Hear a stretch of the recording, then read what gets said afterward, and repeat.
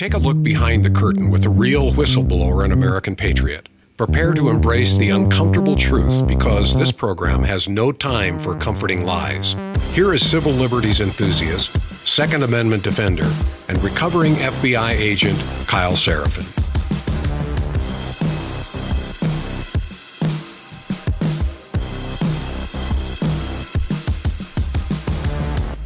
Well, hello, my friends, and welcome to today's Kyle Seraphin Show. It is Tuesday, April the 21st, and I appreciate you guys being along for the ride. We are going to be talking about Temu Trump, which is kind of like the knockoff version. His name is Kash Patel. He is the director of the FBI for now. And as we kind of alluded to on yesterday's program, over the weekend, there was a Friday sort of hit piece that dropped from The Atlantic, dropping all kinds of interesting information. None of it was new to me. Some of it was new a little bit. But it was mostly stuff that I was pretty familiar with because I talk to FBI people literally every day. And if you guys listen to this program, it wasn't shocking to learn any of that. And then, rather than let it fall away, because a Friday news cycle is the worst time to drop a big story, he decided that he was going to go act like a buffoon and defend himself on social media. And it gives kind of that little methinks the lady doth protest too much sort of vibe because it is nonstop. And then Kash Patel proved the number one rule of the Epstein administration, which is that when our credibility is on the line, we can move very, very quickly. But if you want some of the things that we promised you, you know, like the Agenda 47 with 27 or 20 promises to the American people to make it great. We can't really get to that. We don't have time for those things. What we can do, though, is defend our honor if you decide to impugn us with things that sound fairly plausible. And we can bring a lawsuit immediately, right now, against you. It's a Friday. We'll see you in court. We're going to drop it on Monday. And they did. So we'll cover the lawsuit as well. I'm going to talk about somebody complained the other day. Kyle, can you please highlight that the left is still really bad? Yeah, obviously the left is bad. Obviously people that believe in communism are not doing things that make any sense. The problem is I don't see a major difference between the parties right now, which is something all of you would have said if you were being honest with yourself. If you've ever used the word uniparty, or you've said, hey, they're just different wings of the same bird or bat or whatever it is that you use for your analogy, then don't try to act like they're different because they're not different. And I really wish people would be a little bit more intellectually consistent with this particular claim. It's so easy for people to talk about a swamp and a deep state. And yet, the minute that they think that there's going to be something coming your way, then they get really excited and go, oh, well, obviously it's going to be different this time. Does anyone else remember the Tea Party? Because I do. And I remember we were sending people into the fray that said that they had the same attitude as the folks who understood that the tea goes into the harbor. And what was the result? The result was Ted Cruz, who told you that even though he went there as a Tea Party candidate, his real goal was to be the biggest defender of Israel, which is weird and, you know, it's completely bizarre to anybody that has loyalty to America. So I've got a little bit from Mamdani. I think that's worth looking into. I think we'll look into the Mamdani. How's it going? 100 days. Was it just a couple of days ago?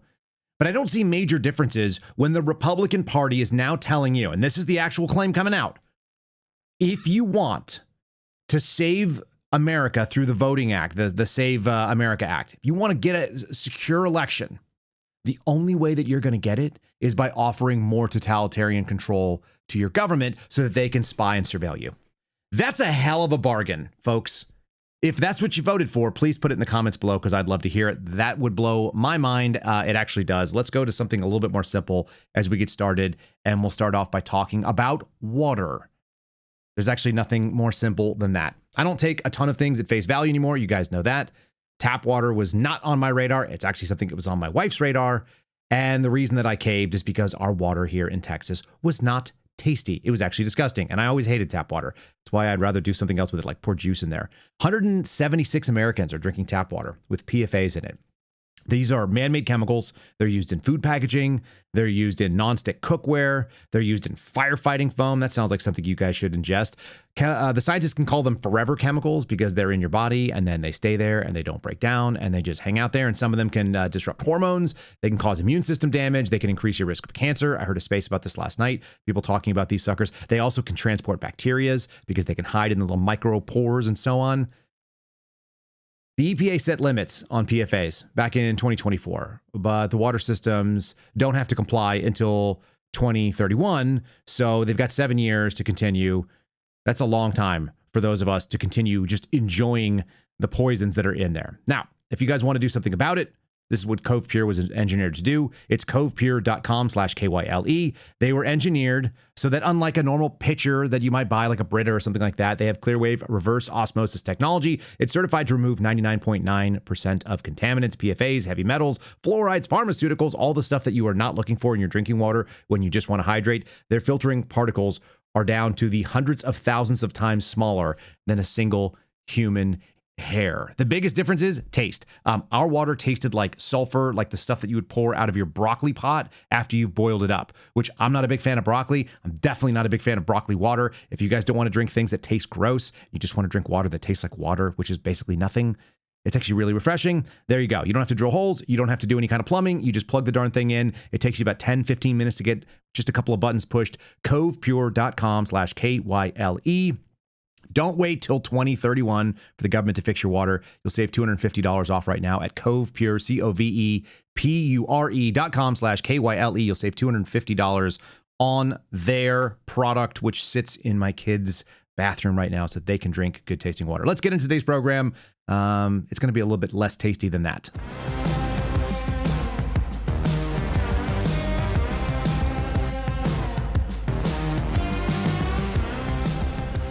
If only we had a way to do what they wanted. There it is. There's 20 core promises to the American people, starting with seal the border and then carry out the largest deportation operation in American history.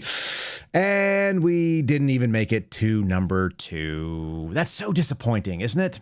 It really is. I'm going to bring up a little tweet from Marjorie Taylor Greene. If you guys have spent any time listening to this program, if you're new, welcome. Hello. Thanks for being here. Here are some of you.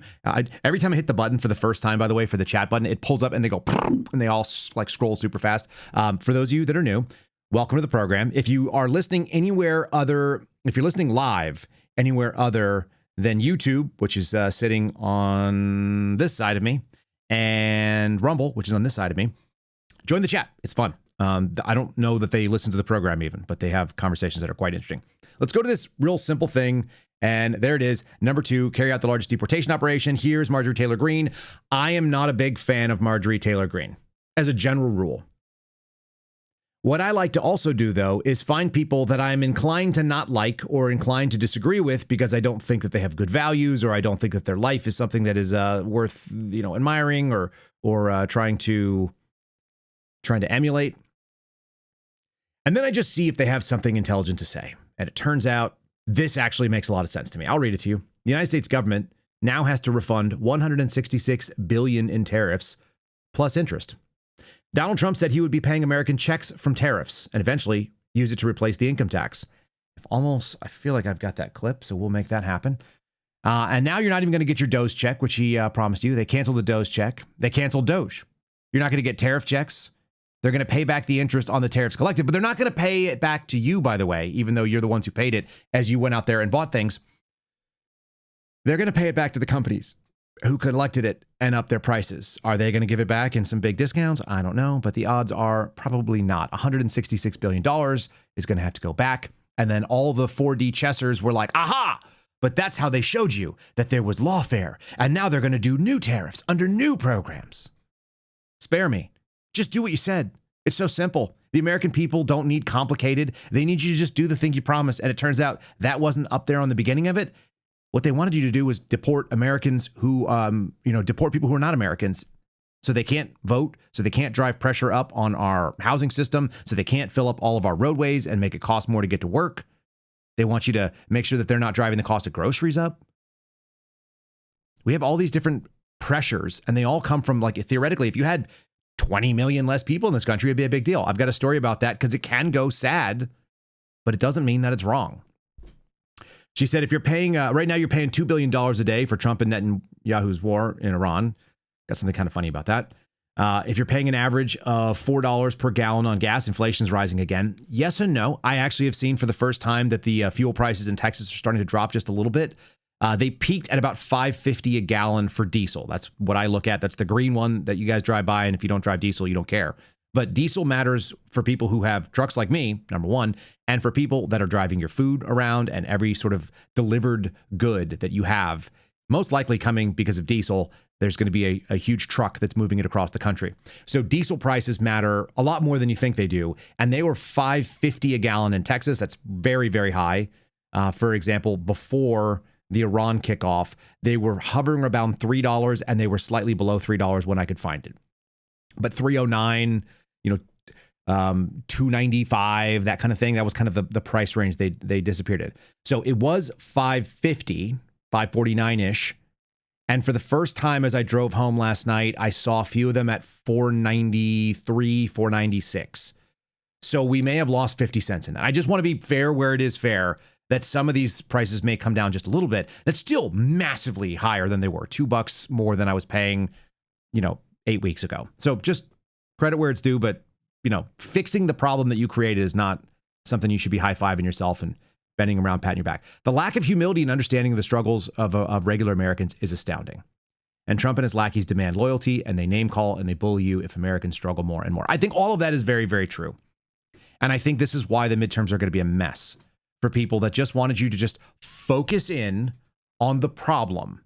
And the problem that we all saw was the problem that you identified in the campaign. There's a reason why I continue to bang on this. It's actually not that hard. It's like, go back to basics. Think about every sports team you guys have ever seen. My dad used to coach all different stuff: baseball, soccer, basketball, which I wasn't my favorite. But if you can do the fundamentals really well, this is true in shooting sports. This is true in every sort of athletic or aggressive activity that I've ever done. If you start getting too fancy and things start going wrong, the best is that you turn around and you look at what are the core skills and how do I do them better? Can I just get back to simplicity? Back to basics, back to the fundamentals. They look like this. There's the other half of them. And weaponized government. I mean, this is enough for any president to spend all 4 years on, could spend 8 years on, and should. Because that's what you ran on. And checking off number 17 and saying there's no men and women's sports. First of all, that's not true, but it may be true at the federal level. Great. Maybe you've done some federal work and some executive orders, and maybe you're going to direct the Department of Education to give money out and incentivize people to do the thing that they should have been doing in the first place. But that's not correcting the problem there. And to be fair, if that's where you're getting hung up and you're forgetting that the very simple stuff needed to be done up front, it's really disappointing. So let's look at a quick story here. This is a maybe cost of the largest deportation in human history. It would look something like this. This is the story. I saw this maybe a week ago, and I thought about covering it. We'll cover it today. Wife of U.S. Army Sergeant, active duty, at risk of deportation to a third country. The sergeant has been deployed to Afghanistan 3 times and served for 27 years. It's a tough story because when you read it, you go, all right, well, there's not really good guys and bad guys. This is just a bad situation. This turns out this would be a thing that you would expect. When you have a bunch of people who have lived here for a very long time, they've been given some sort of like kick down the curb. It's not really amnesty. It's more like amnesia. Like, we're just going to try to pretend like you weren't here. The whole dreamers thing and all that. It bothers me. The wife of an active duty U.S. Army sergeant with 27 years of service is facing potential deportation to a third country after being detained during routine immigration interviews last week. Her name is spelled differently than Daisy, but I think it's pronounced Daisy because that's how the interview quotes it later on. Daisy Fidelina Rivera Ortega was taken into custody on April the 14th, so that was a week ago, in El Paso, while attending an interview for Parole in Place, a program designed to allow undocumented family members of military personnel to remain in the U.S. legally. She's married to Sergeant First Class Jose Serrano, United States Army Sergeant.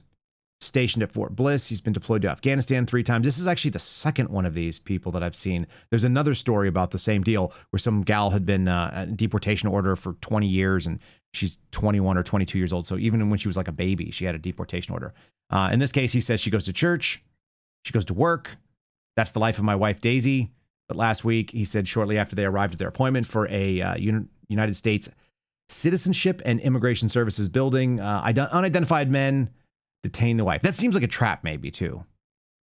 But this is what we're going after of all the people. Yeah, like, is this a great priority? No. Should we go after everybody at the same time? Yes.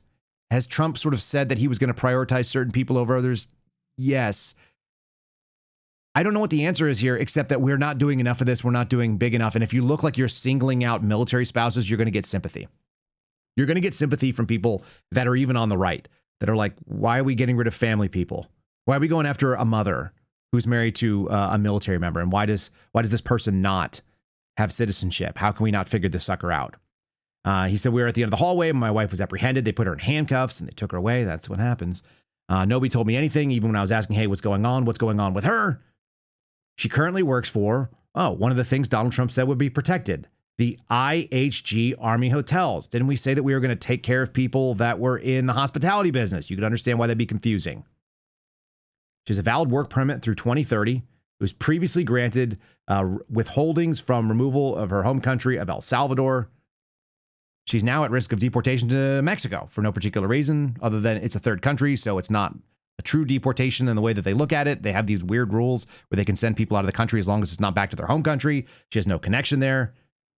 And then as an active duty member of the military, he wouldn't be able to travel to Mexico because Mexico travel is very restrictive. So this is an ugly situation. And this is how you build up a bunch of people's sentiment saying you're not a citizen. You have no right to be here. You broke the law. You got here illegally somehow. Maybe your parents brought you, whatever. And you're not squared away on your paperwork. But this is a sympathetic story. This is how you get people that are in the squishy middle to go, is this really it? Is this really the thing that we should be spending our time doing? We should be deporting some lady who has a job and is married to some guy in the military. You're going to lose support. You have to. There's no way that people look at this and they feel like, oh, this is what I voted for. I want to get rid of, unless you were doing all of them, and we're not getting rid of all of them. So this is where your problem is. Some of you may not feel particularly sympathetic, but that doesn't mean that there's not going to go after the squishy independent voter that maybe doesn't have the same principles. And if you just said, if you're here illegally, everyone goes, which is what he said, by the way, largest deportation operation in human history, in American history, then you really have to do that. Otherwise, you end up with stories like this. And all that story does is it just erodes people that are maybe gettable voters that said yes to all, but if you're going to see this and this is going to be the priority, not going to work for me. Let's check in on the left. Let's do it real quick. Should we play something funny in a second? Yeah, let me grab some fun clips. I have like unlimited numbers of amusing clips and why it doesn't play well. A lot of them are about the insider trading situation, which it just seems more and more what we're seeing is kind of like a rug pull, like a scam, which is, maybe I'll save that for when we start talking about cash.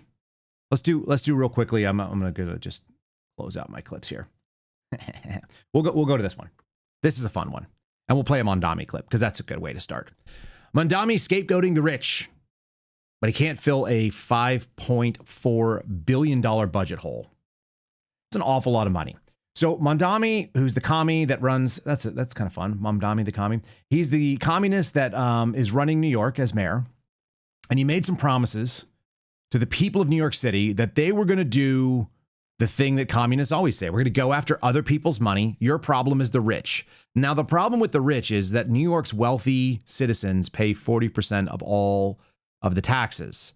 So the city is overwhelmingly supported by a very, very small percentage of folks.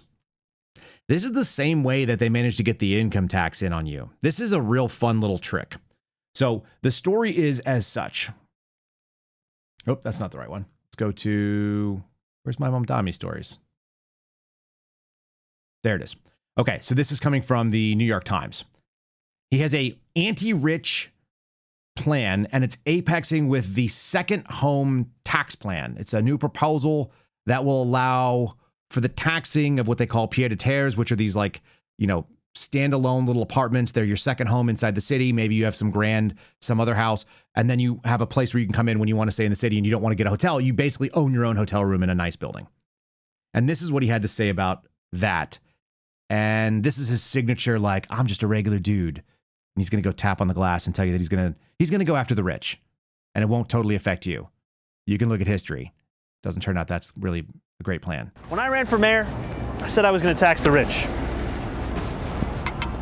Well, today, we're taxing the rich. I'm thrilled to announce we've secured a pied-à-terre tax, the first in New York's history. This is an annual fee on luxury properties worth more than $5 million, whose owners do not live full-time in the city.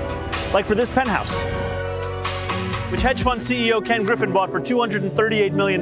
This pied-à-terre tax is specifically designed for the richest of the rich, those who store their wealth in New York City real estate, but who don't actually live here. But even so, they're able to reap the huge financial rewards of owning property in, dare I say, the greatest city in the world. And most of the time, these units are sitting empty, since again, they don't actually live here.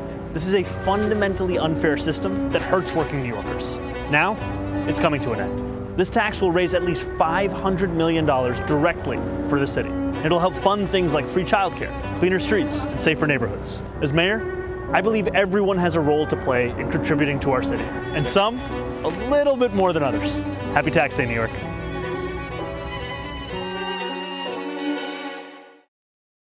Yuck, right? Is that just me? Okay, so he's outlined a new multi-million-dollar pied-à-terre properties that dot the city's luxury towers. He's moved uncomfortably close to the cameras. You guys would have seen. If you just listened, you didn't see him, but he leans in and he, pretends to tap on the glass. He's tapping into something much bigger. This is going to the story. On the city streets, an anti-rich current has been building. That always works out well. Highlighted by the election of the mayor himself, who ran on an affordability platform this week, a mix of events appeared to indicate new levels of intolerance for New York's uber wealthy. On the same day that Governor Kathy Hochul proposed a new pied-à-terre tax backed by the mayor on second homes with assessed values of $5 million or more, doormen, superintendents, and others who typically earn a salary of $62,000 a year and enable the trappings of luxury life threatened to go on strike. Mondami confirmed to Hell's Gate that I don't know what Hell's Gate is. I'll have to see. Maybe that's like a news outlet or a blog or something. Yeah, it's a New York City blog type thing. Said that he and his wife plan to snub the Met Gallery, a springtime rite of celebrities and the wealthy, criticized for its annual display of elitism. This year, Bezos is sponsoring the event. Inequality is part of the rhythm of the city, on full display in places like Billionaire Row, where on a current afternoon, whiffs of perfumed lobbies from the luxury towers waft towards a man in ragged clothes sprawled out on the concrete. In New York City, we all live together. This is a great argument, by the way, for not living in a city of any kind. You have much more class overlap than in other places, said Marissa Thompson, who's an assistant professor of sociology and a professionally useless person at Columbia University. They don't call her that. They call her the co-director for the Center of the Study of Wealth and Inequality, which I think is a professionally useless person. That's my translation. Of all of that has come to a crescendo, and people are feeling the squeeze of inequality. And so the best bet is eat the rich. That would be good.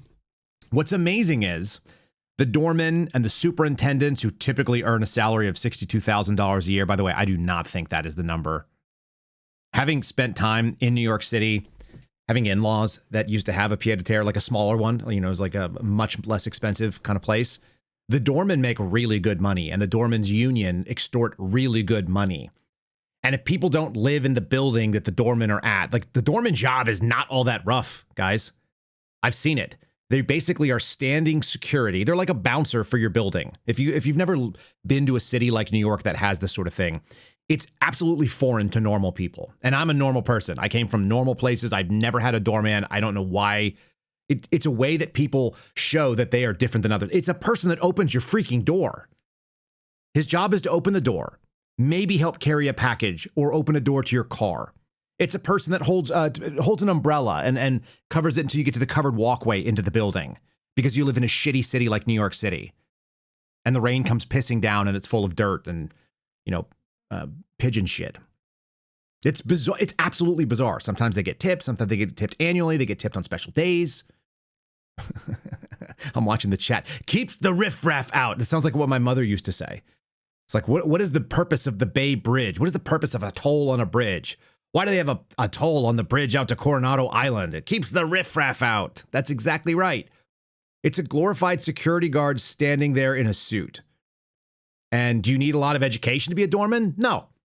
Generally, they're passed down like these are family jobs. These are like nepotistic.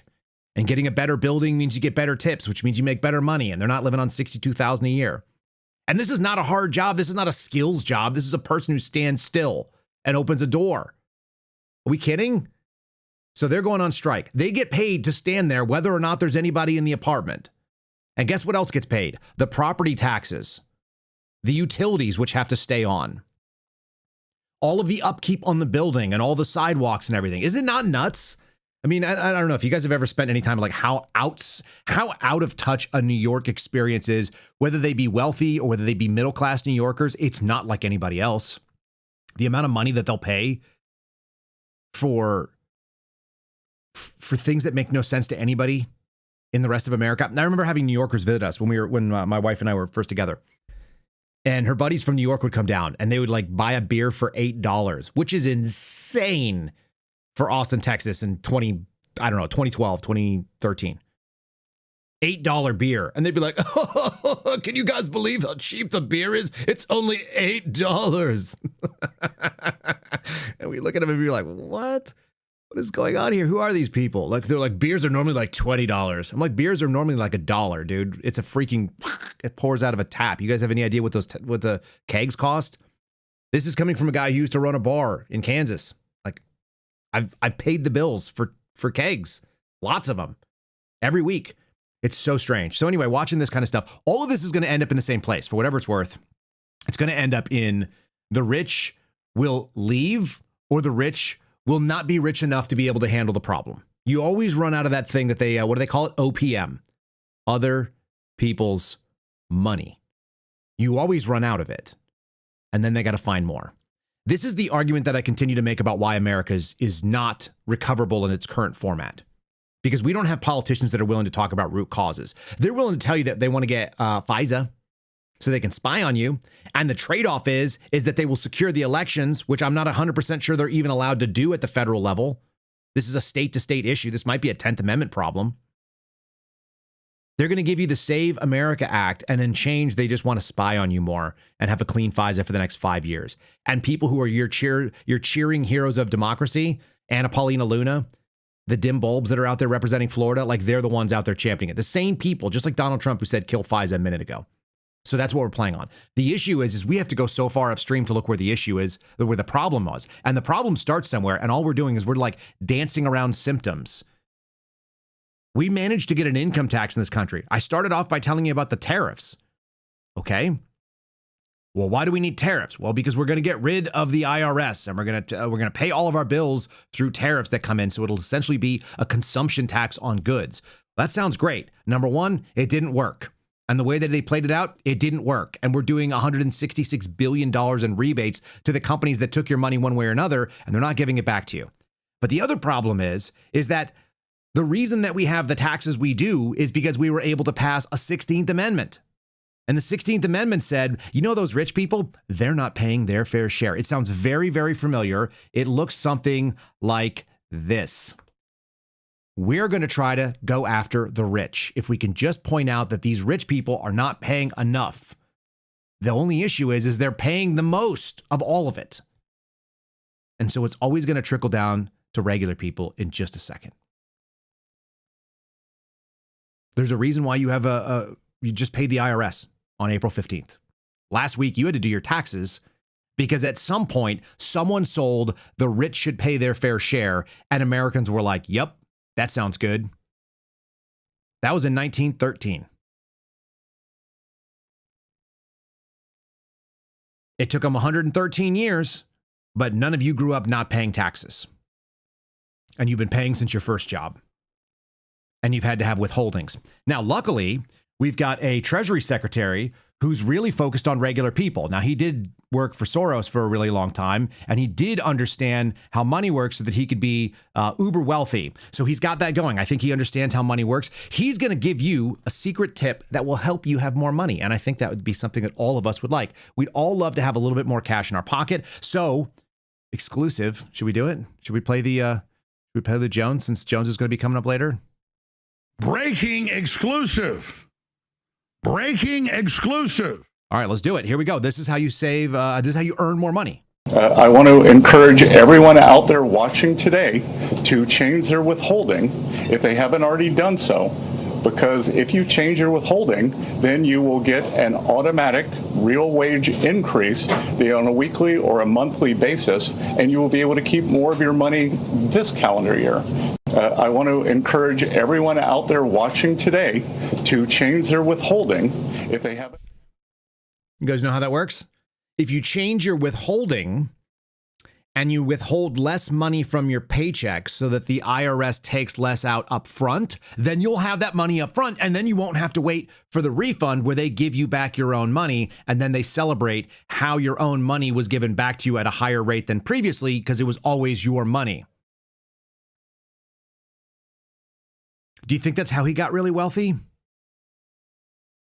Does that make any sense? My withholding is zero. I'm self-employed. So all the money that I make, I keep. And then when the government bill comes due, then I pay it then. And I usually have to pay them interest on the money that I have not paid them between January 1st and April 15th. That's how that plays out. He just told you if you want to keep more of your own money, he said if you want to increase your wages, then you should just keep more of your own money for longer. There's only one problem with that. Most people, I say most, I think over 50% of people do not know how to budget anything, and they don't have anything. When it comes back, if some of you saw that your quote unquote tax return was actually a tax bill where you had to cut a check, those of you who have been doing it for a long time know. I mean, you just know you have to put money away. You have to roughly calculate what your taxes look like, and you better have that in your pocket on April 15th so you can cut that check. Otherwise, you're going to pay interest additionally. Most people can't budget long enough to solve any problems in their own life. You think they're going to be able to reduce their withholdings? The reason they do the withholdings is because people were going to have tax bills. They were never going to get them. But the Treasury Secretary just told you the best way for you to, quote unquote, increase your wages is to actually get to keep your wages. This is some real novel stuff right now. Imagine someone making that the claim that they're doing. And by the way, when Donald Trump says the greatest tax return that you've ever got, unless you are getting money back that you didn't pay in taxation, which is a real thing for a lot of people, you know, the people that are trying to tax the wealthy, it's just your money coming back to you. It was always your money. This is why people say taxation is theft. Take that for what it's worth. That's the sage advice of the Trump administration. That's how much they understand how regular people are hurting right now. Guys, if you're watching on Rumble, give us a like. Same thing on YouTube. If you're watching on somewhere other than that, live, if you're watching on X or something, join us over on Rumble and YouTube. That's where the live chat is, and they're already going. And everyone's discussing tax rates and these things. It's fun to watch. Subscribe to the channels on either place. And if you guys are listening on the audio platform, you may hear an ad. It comes from Spotify, where we also have video. So check out the Spotify platform at KyleSeraphinShow.com. Okay, good. Should we do a little discussion of how the other crew makes money? Because this has been something that has been kind of troubling about the Trump administration. It's insider trading, it seems like. There are allegations of it. There's tons of smoke. The fire is not 100% there. If we had an honest system, you'd think that these people would be investigated. Since we don't, we do not. This is what it looks like when Donald Trump makes a tweet and somebody seems to have known that there was a tweet coming, which moves the market aggressively in their favor. Somebody shorted the oil market today by hundreds of millions of dollars exactly 20 minutes before Trump made his announcement that everything was going to be great.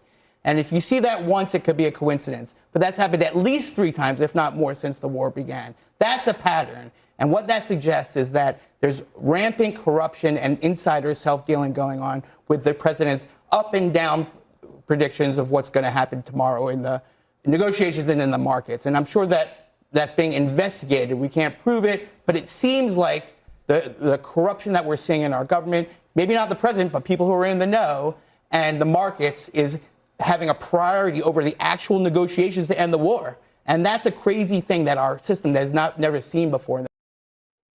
I think he's right. I've never heard of this. We were giving Hunter Biden a hard time for what? Collecting $50,000 a month. You've got people that are making moves that are bringing in hundreds and hundreds of millions of dollars with market speculation minutes before Donald Trump puts out some sort of crazy tweet, which says all kinds of strange things that are not necessarily real, but they do have an effect on the way the market moves. And if you act quickly, you can make that happen. And what about the White House? What has the response been from the White House to these allegations?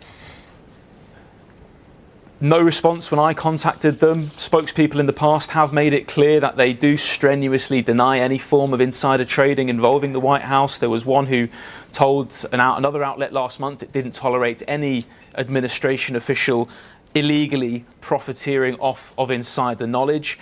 There's always the possibility, Sally, that traders are getting better at predicting when Trump will make a U-turn or market conditions signal he might intervene in some way. Traders get ahead of that. You can't rule that out. But it's the consistency of these spikes, and it's how often it happens before Trump says something that has got people raising eyebrows. Okay. Okay. That's actually a great way to end that little clip. She says, okay. Here's the problem. The Trump administration seems like they're really, really good at enriching themselves, the people that are around it. That's always the case, I suspect, that all administrations, people come out with more money. This is pretty blatant and it's pretty on the nose. There was a major crypto like meme coin, the Trump administration, we read this the other day, but essentially pulled like $3.5 billion out. And it looks like there's a lot of smoke to this. If we had a fair system, we would expect it would be investigated. It looks like people are actually capitalizing, putting money into the crypto, knowing they're going to lose it, but they also get some other favorable outcome. And that outcome may be an SEC investigation goes away, or the Justice Department approves their merger, or stops coming after them for some sort of antitrust litigation. There's all kinds of things that happen. And then we keep getting told at any moment, justice is coming. We're going to get the right thing to happen. All the stuff that you hoped would happen will happen. And by the way, it already did happen. That kind of stuff. What is the left doing when that's going on? They're passing major wealth taxes and they're moving against New York billionaires. Those aren't my people. If you live in New York City, you're not my people. Sorry. Generally speaking, I don't know what you're up to. You've made weird choices. I got a sister that lives there. The things she told me about her living situation, completely foreign to me, just outside of my range of capabilities. But Virginia is not.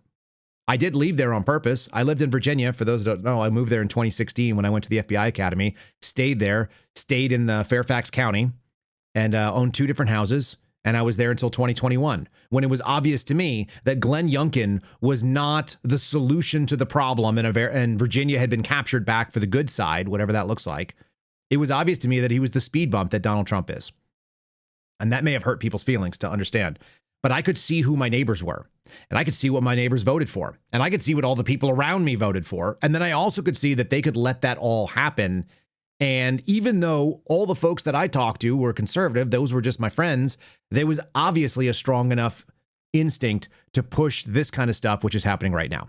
Virginia voters are right now going to decide whether or not they're going to allow a new Democratic drawn map for the midterms. The constitutional amendment on the ballot for Tuesday, that's today, would pave the way for Democrats to enact a congressional map that's designed to net them up to 4 more seats. Just leave it at that. Outside of our studio right now, I just heard the rain turn on like someone turned on a faucet.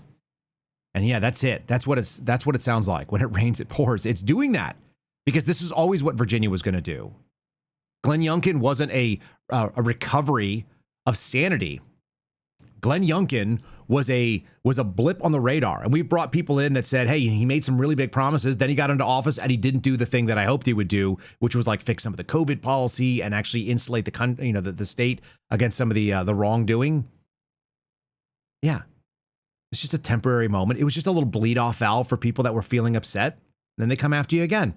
Virginia voters Tuesday will decide the fate of a constitutional amendment that will pave the way for a new congressional map designed to allow Democrats to pick up as many as 4 seats in this year's midterm elections. The craziest part is that it's openly and blatantly designed to do something. That's what gerrymandering is. The left does it. The right does it. It's all gross. Special election marks the latest fight in a mid-decade redistricting war that has unfolded across the country as both parties vie for control of the narrowly divided House. Under the proposed map in Virginia, Democrats would be in the position to hold 10 of the state's 11 districts rather than the current 6. Don't tell me that Virginia is red. Even the fact that it went for Donald Trump, the reason it went for Donald Trump is because he said things that were sane. And then he didn't do them. And when you don't capitalize on your promises and you let people get into power that think that, well, you know what, screw it. Or you don't secure your elections, which is something that was said. I'm not even sure they have the right to do it, but I know that there was an attitude because people actually ran on that. They actually talked about election security. Are we getting a movement towards election security? Are we going to get all the wrongs righted? I don't think so. I'm going to play you a little clip from Kash Patel. This is the same claim that Mike Davis has been making at the Article 3 Project. This is the same claim that I've been hearing on Steve Bannon's program for literally years. This is the same claim that everybody said that was on the political right, that the issue with the 2020 election was that it was stolen. And so the answer would be, is you got to do something about that. You can't let it stand. Right? So we put people in place, didn't we? Like, we campaigned for people that were going to go fix the big problems. Apparently, the big problems were cocaine in the White House, someone leaking the Dobbs decision, and the pipe bomber. And we have basically 0 for 3 on that by this FBI. But sure, to quote Mike Davis, who's my favorite, justice is coming, right? Kash Patel, in addition to dropping the lawsuit and going to talk on and do sort of like a fluff job on himself, he also decided to talk about how justice is coming for the 2020 election, which I'm pretty sure the statutes of limitations have pretty much run out on all those. Let me ask you about the mission, because every time I see President Trump, he says this repeatedly, that the election was rigged in 2020. I mean, he says it all the time. We all know that. And it's almost getting lost because he says it so much. You've been at the FBI now 14 months. Have you done anything about that? And do you have anything to tell us about that? Absolutely, Maria. Look, I've been with the president nearly since day one on this. As I told you earlier, I was the one that led the effort with folks like Trey Gowdy, Johnny Ratcliffe, and Devin Nunes to expose the corruption that tried to thwart President Trump's first presidential election run. And we saw the FISA abuses there. And I lived through it, and the media came at me then, too. Let's just take a second. What did my man do? He just decided to pivot, and she said, have you done anything at the FBI? And he said, this is some stuff that I did when I wasn't at the FBI. Does he look hungover here? Is that just me? Maybe he had a bad night's sleep. Anybody could if they had a bad night of trying to coordinate all the social media to go out there. More on that in a second. Stop calling him Spider Cash in the chat. Okay, here comes Spider Cash saying his thing. That just shows you that when you're over the target, you keep pummeling the target because the media is going to try and pummel you. We are not going to take this and have not taken this laying down. We are not going to, and we have not done it, and we're not lying down, and we're going to do something. So what will it be? You don't think that he's going to give us just hold on 6 to 8 more months, right? He wouldn't give us 2 weeks to slow the spread. He wouldn't be doing like podcast Patel, stay tuned because new things are coming and we're not going to announce them today, but trust me, they're there. Just because you don't see them happening doesn't mean they're not happening. He wouldn't do something like we've been seeing for the last year and a half, would he? Certainly not. We did already indict former Director Comey, and that's going through the judicial process. And by that, he means that it got thrown out and then it's not going to stick. We also, at this FBI, even though we uncovered what we uncovered back in the House Intel days, Even though at this FBI that we uncovered what we uncovered back in the House Intel days. So even at this FBI, when I did the thing that I did when I wasn't at the FBI, come in here and find rooms that they hid from the world. I had to come in here and find access on our computer systems in restricted and prohibited case files that they purposely put in places for no one to see and find. Does anyone believe that he physically found rooms? Does anyone believe that he physically found access on the computers or that someone showed it to him? My understanding is someone showed it to him, and that was a real revelation. That should be every single day. And the answer should be, we should probably shut down the FBI because we have prohibited files that are not accountable, that do not get audited by Congress, that they are literally running a shadow government and they are running it through an intelligence agency that's supposed to be a law enforcement agency. That'd be a hell of a claim. He's not doing that. We have found all this information. We are working with our Department of Justice partners. What? And I am never going to let this go because they not only have personally attacked the presidency of the United States and President Trump, but they tried to thwart our elections and rig the entire system. And that is not something that is going to stop on. That is not something I'm going to allow on my watch. Right. But you just have to. This isn't something that I'm going to allow and watch. And I'm so using the power vested in me. I now proclaim you to be man and not going to do it anymore. We're going to. He sounds very animated with no facts, not a single fact. She said, have you done anything? And the answer has been, there's a lot of feelings that I have. It's like talking to a 5-year-old. I have a 5-year-old. Is what it sounds like. Remember, they built this disease temple over 20 and 30 years. We've got all the evidence. I can announce on your show that we've got all the information we need. We're working with our prosecutors at the Department of Justice and their Attorney General Todd Blanche. So he did some knob slobbing of Trump, some knob slobbing of Todd Blanche. We have all the information we need. There's a disease temple, something about that. Drain the swamp. There's a swampy swamp. We got all the info, and it took them 20 years. So these things take time. I remember hearing that earlier last year. Yeah. And we are going to be making arrests, and it's coming. And I promise you, it's coming soon. Well, stay tuned for that then. So guys, stay tuned because there are bad things happening. And hopefully I can talk about them soon, but I can't talk about them soon because I won't. What about the sense of imminence? Was there any sense of imminence? Wasn't there like this guy who told you that he saw problems, the disease temple? He saw that maybe that the Temple of Doom was a problem and that maybe at the core of it was potentially blackmail operations by somebody who had information and probably is in an FBI prohibited file, if we had to guess. What was he going to do about that? Well, the Epstein Black Book, like on day one. On day one, roll out the Black Book. So will you work with me on this issue so we know who worked with Jeffrey Epstein in building these sex trafficking rings? Absolutely, Senator. Child sex trafficking has no place in the United States of America, and I will do everything, if confirmed as FBI director, to make sure the American public knows the full weight of what happened in the past.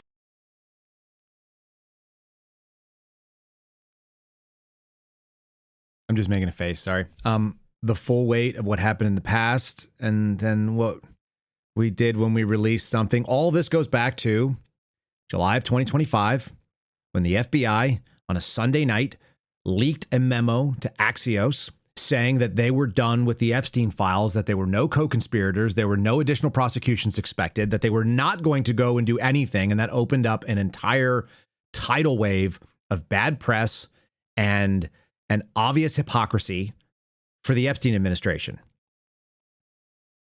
What they did was created their own monster. For literally years, they've been saying this. This is like, 15 years? They've been saying it, 18 years. We're going to do this thing, but it's an ongoing investigation.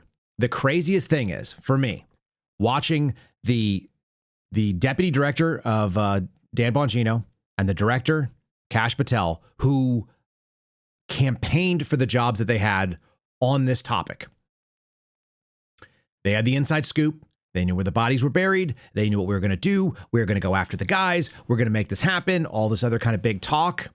The files are on my desk. I've got 45 minutes of clips of Pam Bondi saying it, Kash Patel saying it, Dan Bongino saying it, and then suddenly it's like, uh-oh, we don't got it. And who convinced these guys to close that case? Because that's not a director level decision. Somebody in the Bureau said we should shut this case down. We should put it to bed. And I wonder if that person in the Bureau also knew that they would take away the cover, which is that we are now still working on an ongoing investigation, so we can't comment. Because 4 days after that investigation was closed officially through that memo, which they didn't want to deal with, and they tried to leak on a Sunday to hide behind the tragic deaths of young girls in Texas in some flooding. When that happened, it opened the door for Tom Massey and staff to propose, drop, and then eventually pass the Epstein Files Transparency Act. It was 4 days after. So that has been almost like a fatal millstone. It has been a lethally heavy block that the Trump administration has had to carry since the summer of last year. And they have no answer to it. And there's unlimited way. Like, it doesn't matter what social media post. It doesn't matter what they do when they try to go out and try to claim a great success or look at all these great things we've done on crime, which they do. He even dropped it in his lawsuit, which I'll show you. It's like literally, it's like Kash Patel's press releases are in the lawsuit because that's how stupid the lawsuit is. And they do all that. And every single answer is like, cool story, man. What about them Epstein files? And that's why we have to let the pedophiles get away and all the other stuff that goes along with it because you made some really big promises and then you didn't follow up on it. People had some expectations and They weren't actually that hard to follow. Just do the thing you said. Or don't. Keep promising. Tune in next week. And so this is why, I guess, having people that don't know how to transition from the podcast world to the action do world, they've been talking too long and doing too little.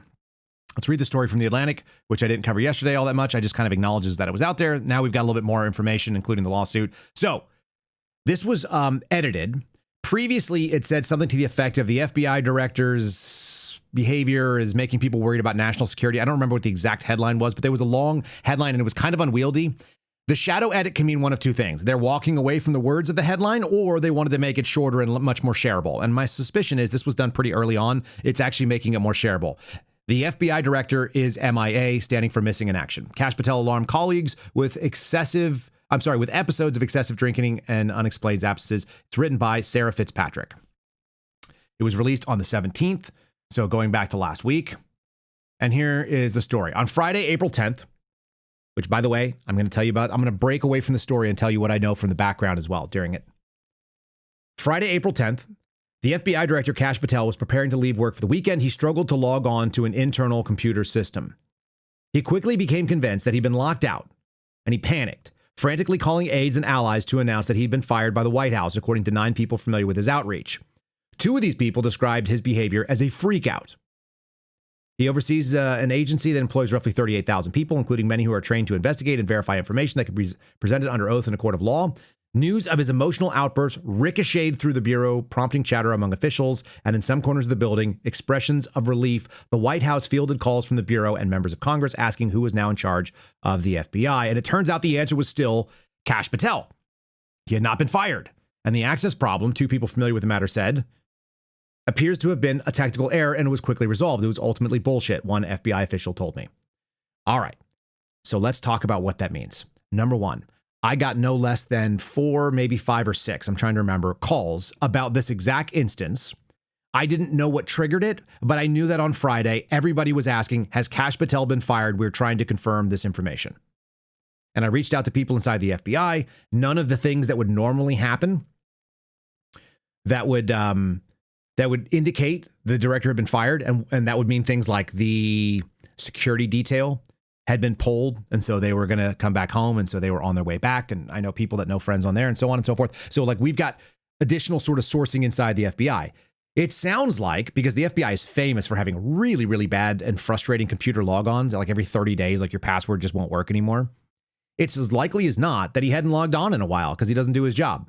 That's my speculation. It's my opinion. Lest I start catching more lawsuits from these idiots over at the Banal Law Firm. I believe it's very easy to stay away. If you've been gone from the Bureau for like 2 weeks for training, you come back, your passwords don't work. It's really common. And then you have to call 1500, which is the extension to the IT people. And then you end up on the phone talking to some IT person. And after 90 minutes, they'll reset your password and they'll get it all set back up. And then you can log back in again. Now, if you think that you're going to be fired because you think you're going to be fired because you've been doing a bad job, because you're not a good FBI director and you're a freaking clown show who's been flying all over the world and hanging out in private jets and drinking beers and trying to like live the luxury life and not actually do the job that's necessary, then you might find yourself wondering, oh my God, am I out? Was there crying? Maybe.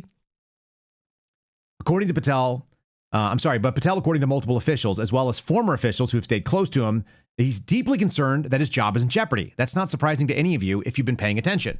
Of course you would.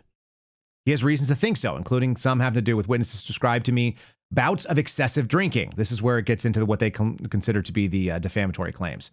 He says, this is Sarah Fitzpatrick saying, my colleague Ashley Parker and I, earlier this month, reported that Kash Patel was among the officials expected to be fired after Attorney General Pam Bondi's ouster on April 2nd. I heard that as well. I've heard that from multiple sources. This is like not an if, it's really a when. One of the kind of private things I shared with a couple of different reporters was you can write the story right now of Kash Patel being fired. And 98% of it will be useful to you when it's time to fire. You'll need like 1 or 2 paragraphs about the current circumstances. But all the backstory on why he got fired, it's already out there. We already know why. So we can all expect that to be coming. Just depends on when. And the fact that it hasn't actually is more of an indictment of the Trump administration than not. And I don't know how people like Susie Wiles and Stephen Miller deal with this guy on a daily basis. But It's inevitable, and he knows it too, and he's under the pressure to recognize it. So that's what we're seeing. That's why this pushback and the over-the-top sort of like reaction and the tough guy talk, it falls so flat because everybody who knows what's going on, including people who know people in the Bureau, they know it's garbage. All right. They're just waiting for the word that Patel is officially out of the top job. An FBI official told me this week. I guarantee that was a real quote. Former official told me that Jonathan Lemire was told that Patel was rightly paranoid. Senior members of the Trump administration are already discussing who might replace him. I'm assuming it would be Andrew Bailey. That's why he's there. He's quietly lurking in the background. Have you heard anything from Andrew Bailey? Have you heard any press coverage of Andrew Bailey? No. Do you know who you never really normally hear from? The FBI director, it turns out. It's just not a position that needs to be out there running around, flying planes, hanging out with girls who are their friends, going to the White House Easter egg hunt, which has never happened before. It's supposed to be a nonpartisan job. In response to a detailed list of 19 questions, a White House spokesperson, Carolyn Leavitt, told us in a statement that under Donald Trump and Patel, quote, crime across the country has plummeted to the lowest level in more than 100 years. We've already debunked what this would look like, but that's basically because the reporting is not good and that the local, unlike the FBI, the locals actually have an incentive to not report crime, and so they don't. And they redefine crime. So there you have that. Many high-profile criminals have been put behind bars. I think we've debunked the FBI top 10 most wanted quite a few times, but if you guys don't know, the top 10 most wanted is a tool of the FBI director. It is a marketing ploy that is used specifically to highlight bad guys that they know where they're going to get. They put them on there. They elevate the profile. They say, this is the most wanted person. Luckily, we already know where they are, but we're not going to tell you that. And then they go capture that person. And under Patel, it has been more transparent than ever before. They have arrested people within a few minutes of putting them on the list. That's garbage. They arrested somebody just a couple of days ago that was on the list for less than 30 hours. And they offered $1 million reward, which they don't have to give because it was caught in a traffic stop. The traffic stop also involved the United States Marshal Service, which means it was a targeted operation, which means they already knew where she was. So it wasn't just a routine traffic stop. It was a routine traffic stop with the United States Marshal Service, right? These are all garbage. In any case, Director Patel remains a critical player in the administration's law and order team. That's really important because they're going to keep saying good things about somebody until they're gone. And Todd Blanche said that Patel has accomplished more in 14 months than the previous administration did in 4 years. Anonymously sourced hit pieces do not constitute journalism. So they're going to attack journalism. The FBI responded with a statement that Patel said, allegedly, print it, all false. I'll see you in court. Bring your checkbook. Now, here's the fun thing. Being a tough guy and trying to do Donald Trump, trying to be a Temu sort of knockoff dollar store version of Donald Trump, it doesn't work for anybody except Donald Trump. That's my take on this thing. I do not believe that you can do Donald Trump without being Donald Trump. So saying, what would Donald do? He would file a lawsuit and shit talk people. That is not going to be the thing that gets you out of hot water in this scenario. I don't think. And here's Jen Psaki, who I'm no big fan of, interviewing Sarah Fitzpatrick, who wrote the story. We're going to get into more of the story in a second, but let's hear their take on kind of the setup and then the claim, and it gets right to this print it, this I'll see you in court bit, and then we'll kind of go on to the lawsuit in a second here too. I should note the FBI responded to The Atlantic with a graceful and eloquent statement attributed to Patel, and here's what he said. Print it, all false. I'll see you in court. Bring your checkbook. Graceful, eloquent. Okay. Joining me now is the reporter who broke that story, staff writer for The Atlantic, Sarah Fitzpatrick. First of all, Sarah, I'm so grateful you could be here because we saw this story and we reached out and we were like, can you come talk to us about it? And here you are. I want to talk to you about all the details of this bombshell report. I just skimmed the story, the service there, I should say. But first, I just want to give you an opportunity to respond to this reaction to your piece because Patel's advisor, Erica Knight, called your piece fabricated stories. She said that every serious D.C. reporter passed on. Sarah Fitzpatrick and Jeffrey Goldberg printed it anyway. Lawsuit is being filed. What do you say to that? I say that I am a very careful, very diligent, award-winning investigative reporter with a history of award-winning work across multiple organizations. You and I, in fact, have worked together previously. I stand by every word of this reporting. We have excellent attorneys, and it is a surprising statement, but a very telling statement, I believe. And I would also note, we reached out for comment to the White House and to the Justice Department, neither of which disputed anything. We gave multiple opportunities, including 19 detailed questions. So we stand by every word. And look, this is telling because there are so many people. You alluded to it earlier. These are not the types of people who are willing to speak out outside of the FBI, especially right now, because Kash Patel is going after people with polygraphs in a way that has never happened at the Bureau. So for it to be this level of alarm, this is people genuinely concerned that America is in danger as a result of this conduct. And we'll get into that in a second, but the polygraph bit, that is actually pretty wild. Everything I know about what's going on in the Bureau right now means that there are polygraphs. This is something that Dan Bongino was frequently worried about. This is something that Kash Patel's been worried about. Leaks, people that are exposing their bad behavior. The problem is these guys were dumb enough to surround themselves with FBI agents 24/7. So 2 words for where these anonymous sources can come from or how they would actually have this information, which you're seeing a lot of Trump allies go out and go, I've been around that guy. He's never been that. Yeah. Have you ever seen what happens when you put 10 trained federal investigators to watch you 24/7? We learn stuff. I've done 24/7 surveillance on people and not even been as close as the security detail is to him. And if you're protected by the Bureau, then you're protected. But I think I told you guys this before. Starting in February, when we first saw the beer chugging nonsense that was going on in Italy, to me, that was the warning shot. That was the first strike of the mutiny where the Bureau said we are no longer going to protect Kash Patel from his own behaviors. And that was a fundamental change. And so from there, and as I said in a post, actually, I think I have the post. Let me see if I have it. Seems like a thing I would have said. No, it's on the top of my timeline over on X if you guys want to go see it. But from there on, what you saw was an agency that was no longer going to run cover. And so you would see leaks and you would see bad behavior and you would see non-favorable light stories pop up with accurate sourcing from here until the midterms or until he's gone. And I think that's what you're going to continue to see. Guys, if you're watching on YouTube, give us a like. Same thing on Rumble. Appreciate that. Subscribe to the channels if you have not. You may hear an ad on the audio platforms now from the Spotify people.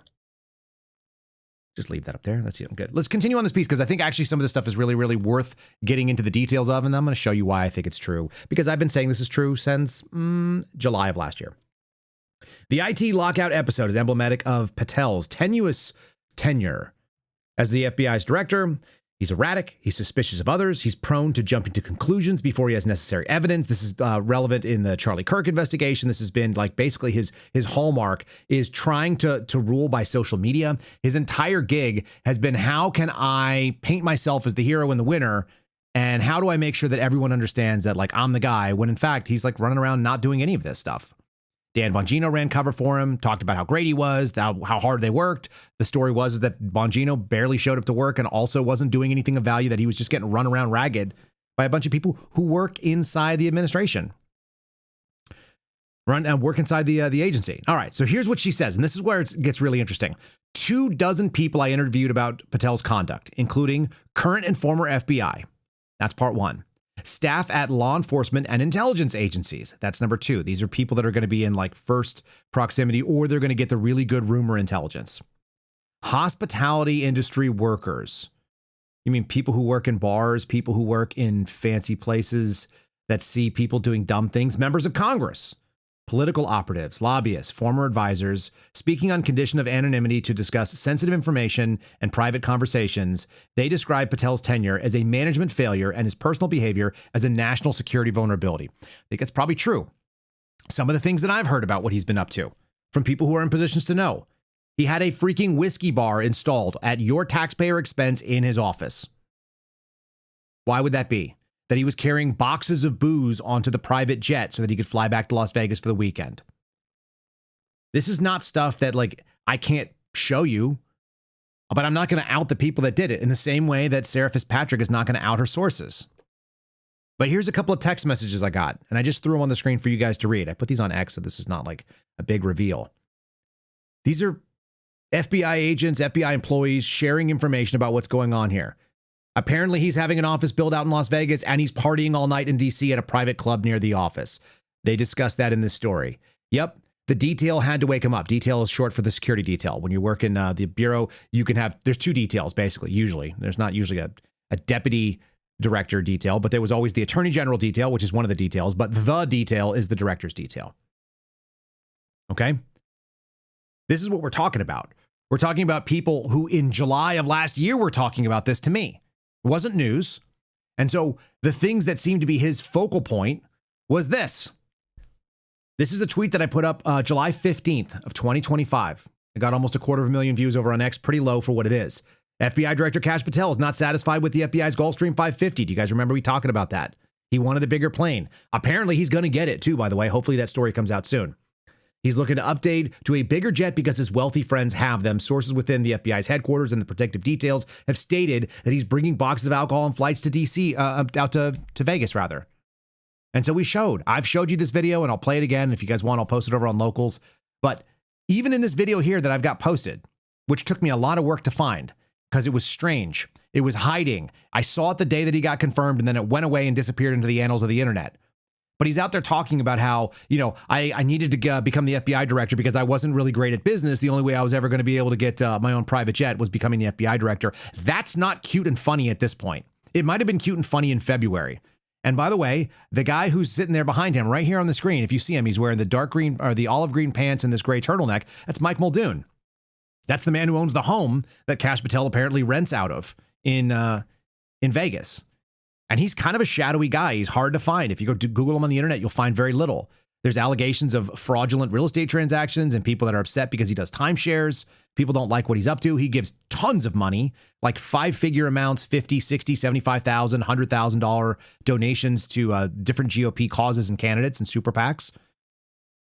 And I've had dinner with the guy, so I know what he looks like. I sat next to him and Kash Patel. We talked about private jets and how the FBI private jet is a waste of money for the American taxpayer. Crazily enough, that story, when he and I sat and had dinner, me, Kash, Mike Muldoon, there was one other player there who was not really party to any of the conversation that needs to be brought up.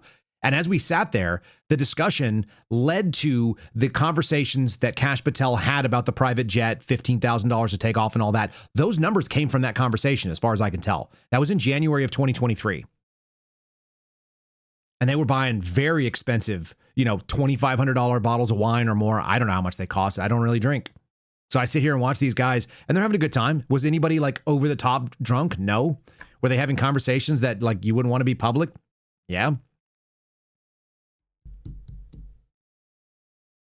Look at what we're dealing with here. We're a guy who wants to keep up with the Joneses, except the Joneses are billionaires. You see? I had people tell me inside the aviation section, inside the FBI's management structure, we've got to get a bigger jet. We need to get a global because his billionaire friends have them. Flight section notes that he currently brings boxes of alcohol on the jet. He wants 2 new ultra-long jets. This is when Dan Bongino was out there. They both wanted to have private jets to be able to run on, and those got turned down, it turned out. That request was turned away. But you can go out there and see that the version that he's flying right now would cost about $60 million new. And it was previously owned by a billionaire Robert Kraft. This is a guy who got into the job for basically what I can tell is to be all the wrong reasons. It was self-promoting. You guys remember this? I think we covered it here. This was right after he joined. He put himself on the front page of FBI.gov. You'll never see that again. Nobody will do that again. It's just such a self-focused grift. It's a scam. So this story in the Atlantic rings very true to me. There's a couple other things on here. This is where it gets really weird. Several officials told me that Patel's drinking had been a reoccurring source of concern across the government. They said he's known to drink to the point of obvious intoxication, in many cases at the private club Ned's in Washington, D.C. Should we look up where Ned's is? I'm not even sure I did before, but I bet I could look it up right now while we're talking. He's done it in the presence of White House staff and other administration officials. Ned's, Washington, D.C. Do you think we can find it on a map? I bet. Oh, okay, let's see. Is it near the Hoover Building? Wouldn't that be interesting? I mean, isn't that what I was just telling you guys? I didn't know the name of the thing, but here's what the slide looks like. Here's where our chat comes in. Okay, private club near the office. Yeah. And then let's go from Ned's. I'm going to get directions. Hoover. Bear with me here. I didn't plan this one out for some reason. Oh. Yeah. That's about right. I'm sorry. J. Edgar Hoover Building. There we go. Oh, I don't even know why I'm typing. I know the address. It's 935 Pennsylvania. I'm over here like trying to find the address to Hoover. Okay, here you go. Here's the address to Hoover. So there's Ned's and there's Hoover. And it's a 0.7 mile walk, a short drive by the security detail. So there you have it. I don't know. Is that the partying all night at a private club near the office? Could be. Pretty straightforward. You can see why it was near the White House too. So there's Ned's. For those of you that are watching, you see it. If you're not watching on Spotify, if you're not watching on YouTube or Rumble, you're missing out on the map. But the map shows you it's a straight turn on, what is that? 15th Street Northwest. And then it's just down Penn. So Pennsylvania Avenue to 15th. One turn. So you have it. So let's get back into the story here. He's also known to drink to excess at the Poodle Room, they claim. Poodle Room is this like goofy named place in Las Vegas. It's apparently $20,000 a year to be a member of it. They may waive the fee for certain people. They rent it out for big events. Apparently, if you're a high roller, you can get access to the Poodle Room. It's like the gayest thing I've ever heard of. And amusingly, the internet has found it. So I went to the Yelp reviews of the Poodle Room, and a bunch of them were like normal reviews. And you're not supposed to take pictures, but some people took pictures. Here's some conflicting reviews of the Poodle Room on Yelp as of yesterday, which is quite funny to me. One person says, this is Tupac, coming out of San Francisco. I love this place. 5 stars. The best feature is the opportunity to hang with Kash. I once snorted coke with him and Bobby K off a toilet in their lavish restrooms. It was thrilling. I don't think that's real. One person thought it was helpful. Another person liked it. Shayna C out of Las Vegas does not like the Poodle Room. 1 star. Gross.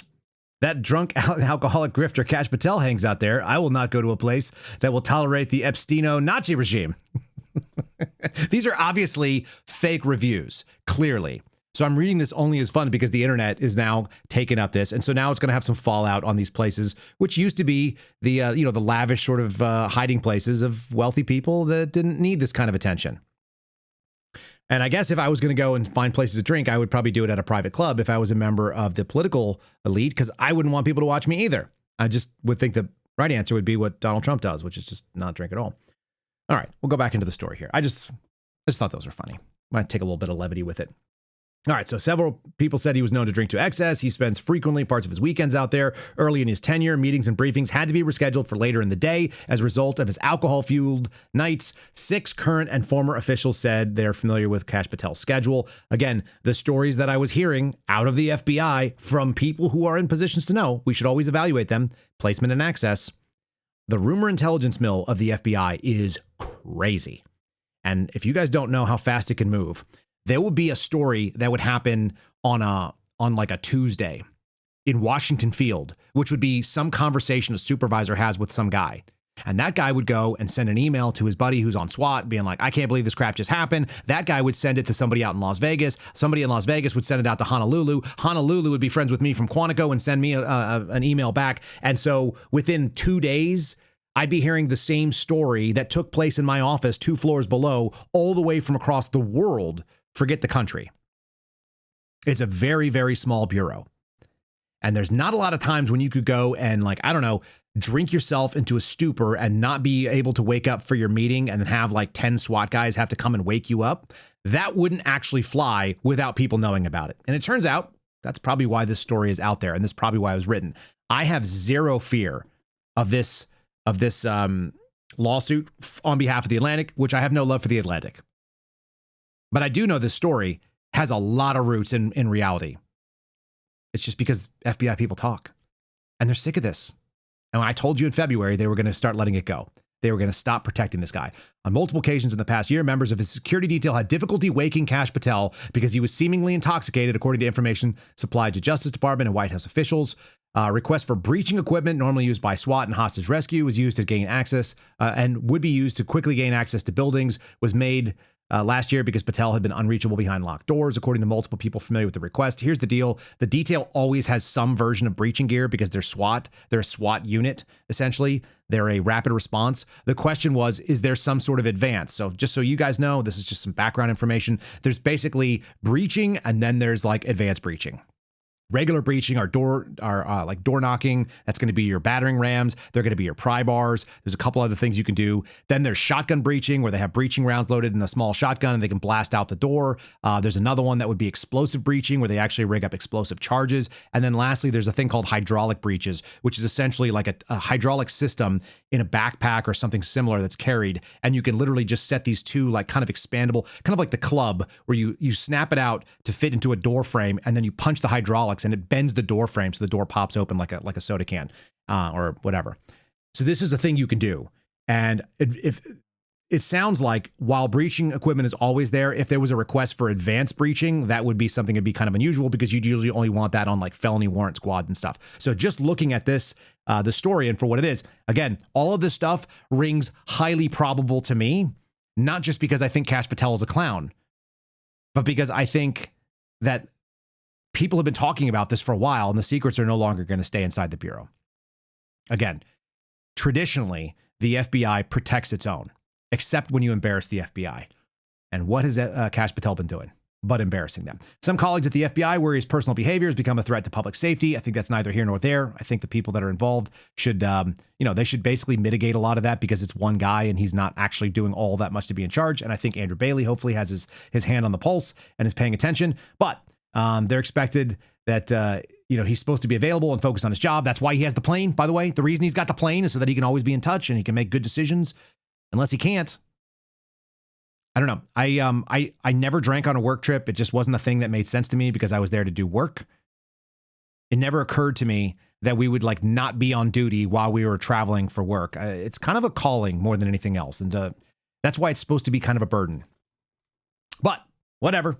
They're going to keep going on. He's been a deeply polarizing figure. They go on and on. One of the things that's mentioned in this is that the previous Trump administration policy, up until very recently, was no scalps. In fact, I'm going to try to find it in here because it's quoted.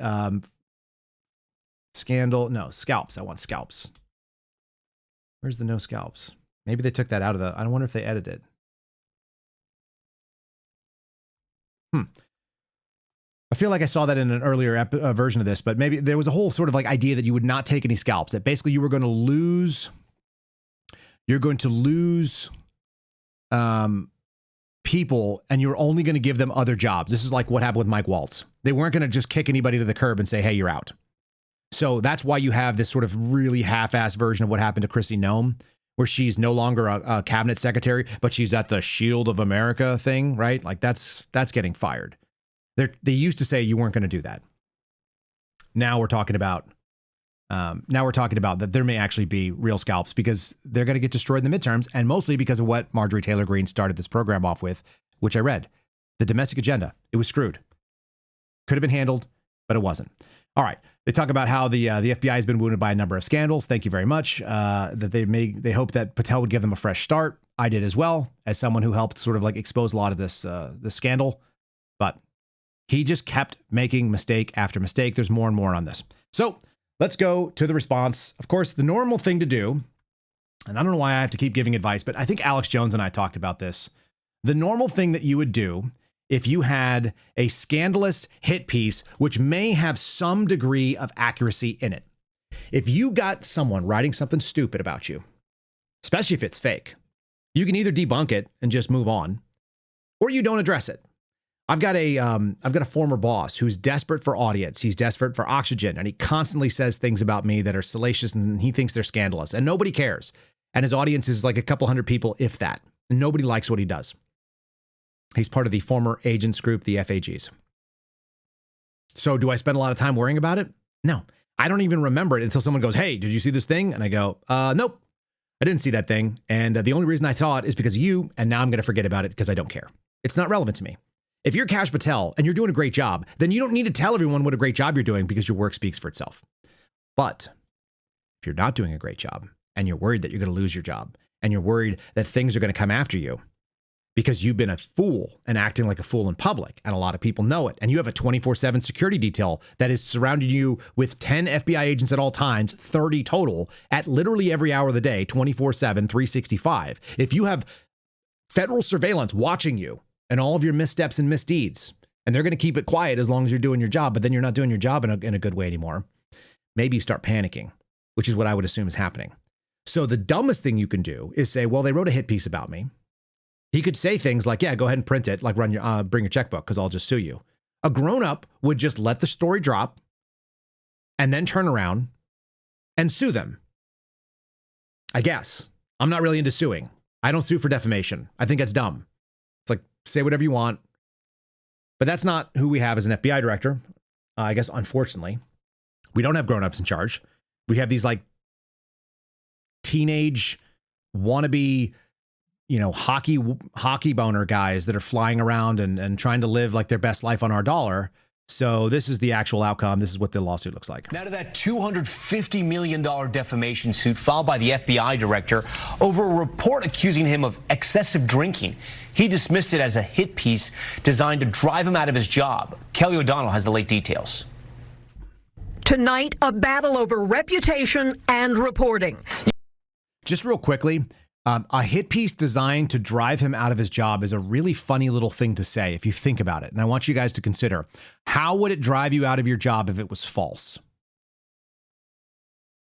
Unless it was true, unless everybody's talking about this already behind the scenes and everybody knows that what's going on, but now it's public. It's one thing to do things that are a bad idea. It's quite another for it to come out in public, and then you have to deal with it. You want to attack my character? Come at me. Bring it on. I'll see you in court. Today, FBI Director Kash Patel filed a defamation suit seeking a staggering $250 million against the Atlantic Monthly Group after its April 17th story, citing anonymous sources, reported that bouts of excessive drinking and erratic behavior have put his job on the line. NBC News has not independently verified that reporting. The story claims on multiple occasions the director's security detail had difficulty waking Patel and states that a request was made late last year for breaching equipment to gain entry. Patel's lawsuit calls that claim pure fantasy and states that breaching equipment is provided to all FBI protection details.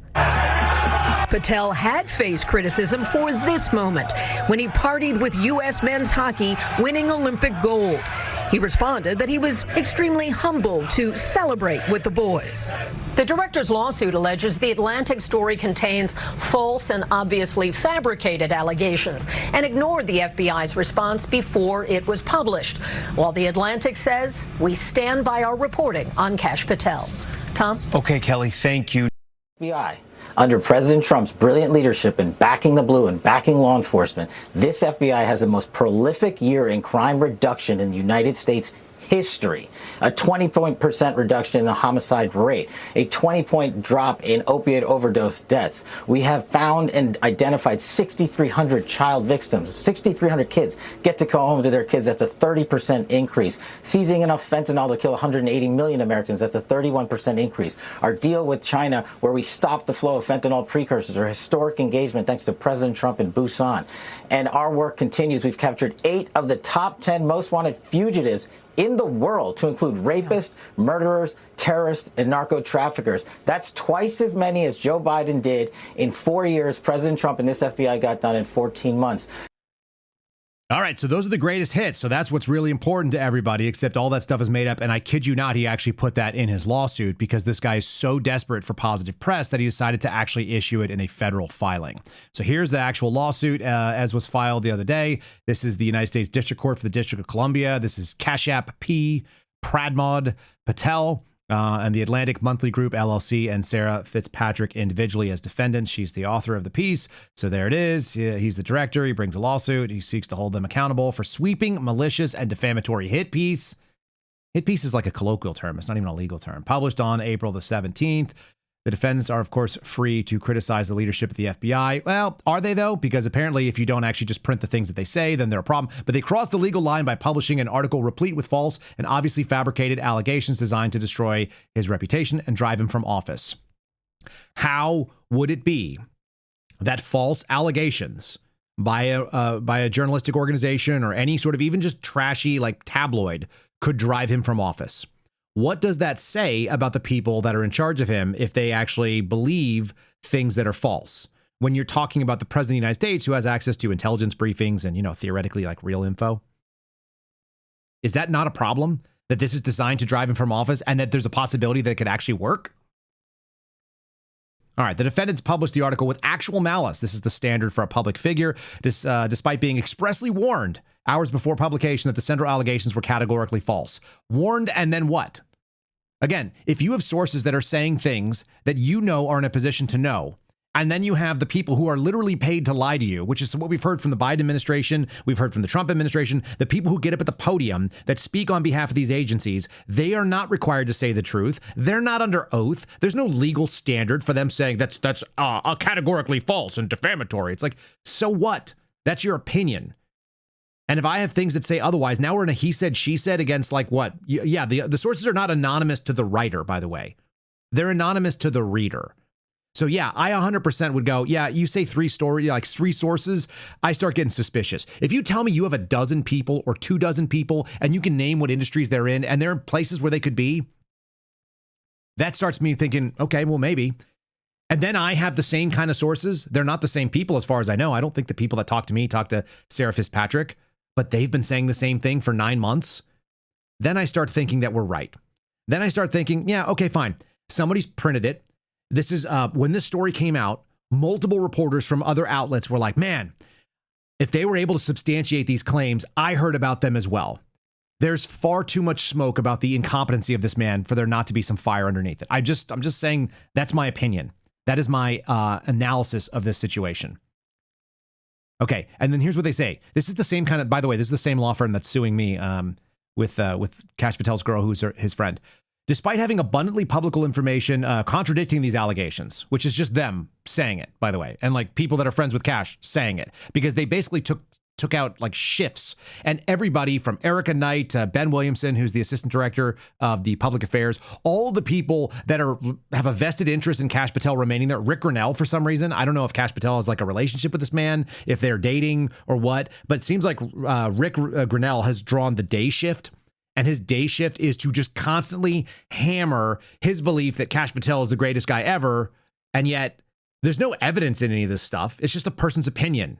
And that opinion is not very impressive to me. Why? Because you have a vested interest in defending the regime. In this case, again, when the anonymous sources align with the people that are not anonymous to me, I believe the people that have told me, that I've known for well before this administration got in, that I know to be actually conservatives, who actually wanted Kash Patel to come in and solve problems, who I told was going to be great.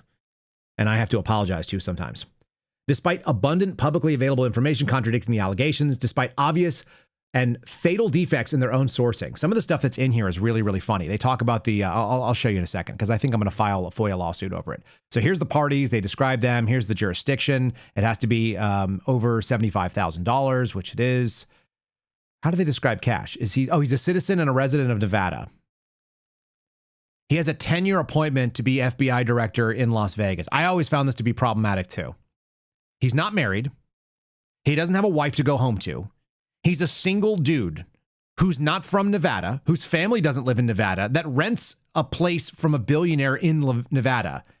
And he's a citizen of Nevada because he won't give up his home in Nevada, and he flies back to Las Vegas. And by the way, his girlfriend, and by that I mean the girl who is his friend, lives in Nashville. So it's not like he co-locates with some sort of romantic engagement. He literally lives in a city that has nothing to do with him because he likes it. And he goes home there on our jet at hundreds and hundreds of thousands of dollars cost over the last couple months. Because why? Nobody knows. His job is in Washington, D.C. By the way, I made the same exact freaking criticism of Chris Wray, for those of you who don't know. It's real simple. You work in Washington, D.C. Every FBI employee that works in Washington, D.C. has to do a household move to Washington, D.C. Why are you exempt as the director when your term and your guarantee is 10 years in theory? People in the FBI pick up their entire house and they move for 1 year, and the FBI will pay to move their family. His stuff can be moved easily. Why does he get to fly on back to Las Vegas and keep that residence? Why is that not part of the job? Seems problematic. I mean, you could live in, like, I don't know, Virginia or Maryland or whatever you're into, but they all live in DC in an apartment, and then they all fly to somewhere else. So they have to use the private jet. Grosses me out. Very frustrating. Okay, so we're going to go back to the lawsuit here. The first serious page is factual background on the case, and the factual background is Kash Patel's greatest hits that he just gave to Maria Bartiromo. capture of FBI's 8 most wanted, garbage. 40,000 violent crime arrests. Those are mostly Homeland Security invests that are doing like ICE. So there's your big deportation operation. 40,000. Yay.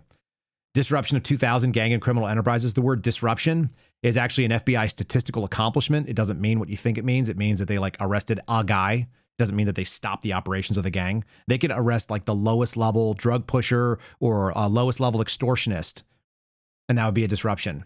They could do a seizure and take a vehicle, and that would be a disruption, I think.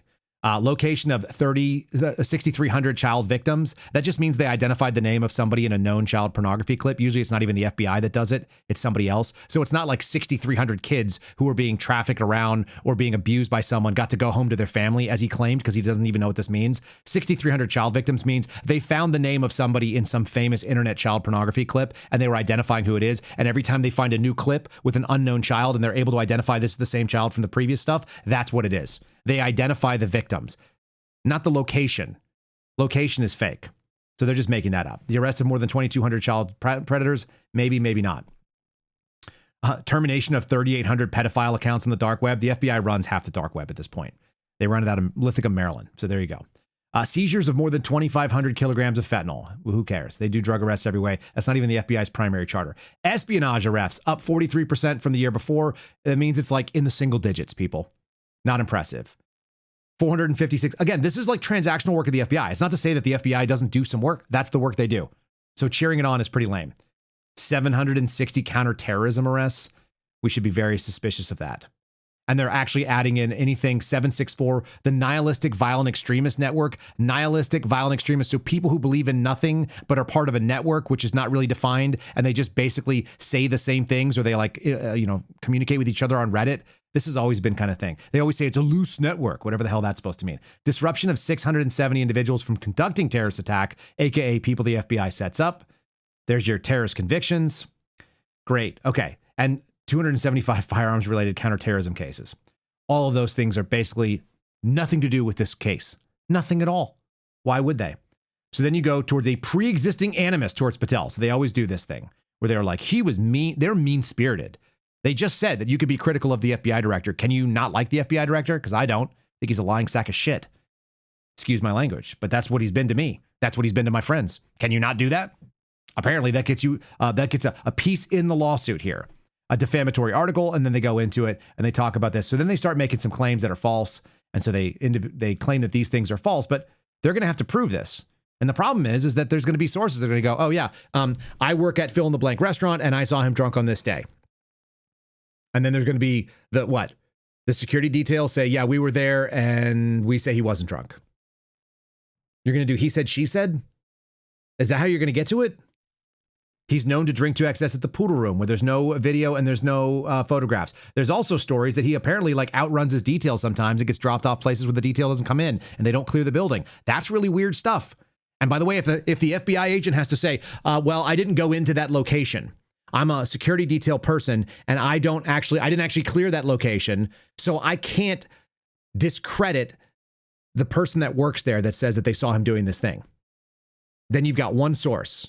Patel saying, I wasn't me, and somebody else going like, yeah, well, I observed him and I served him. And by the way, like we probably have receipts on it. Are we going to start doing that? We're going to subpoena the receipts and cameras. This is getting real dumb. Anyway, one of these funny things was about the breaching equipment, which I really wanted to read.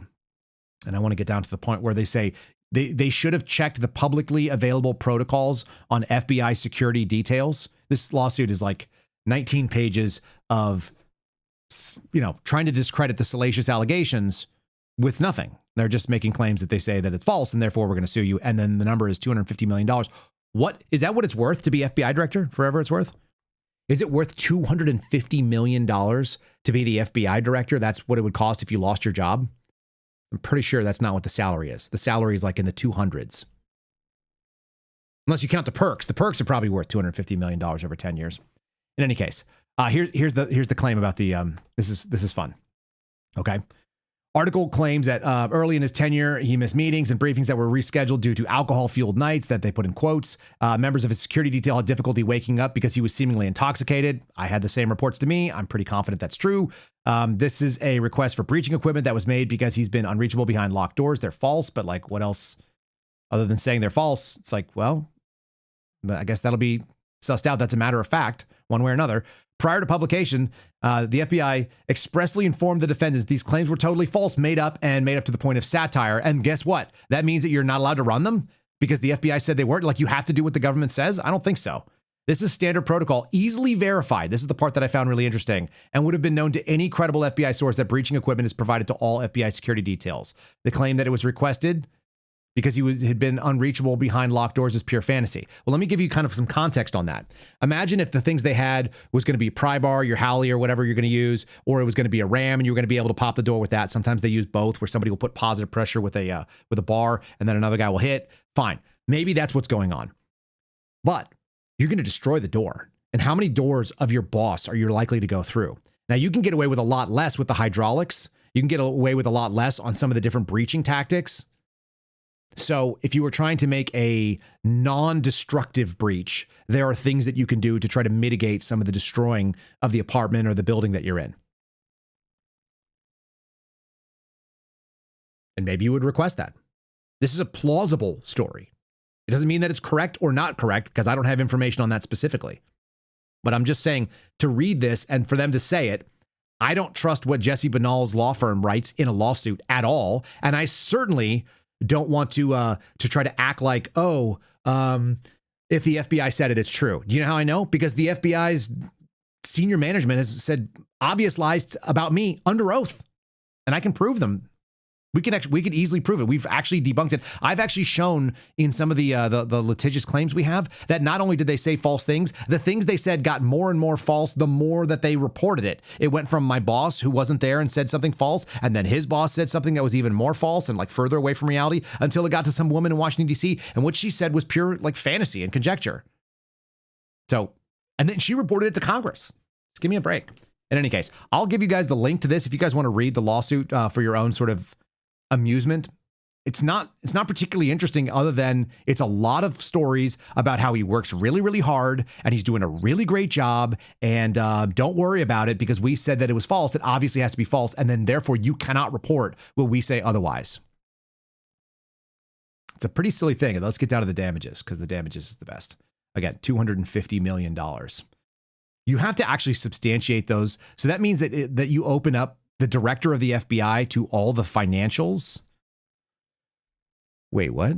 You'd have to substantiate that he had a loss of $250 million of tangible losses. That's at least the rules in Texas. They may have slightly different rules in DC, but generally speaking, you have to substantiate what that loss would look like. Your reputational harm, $250 million? Interesting. He doesn't have $250 million. How could he lose more than he's actually worth? How would that be the case?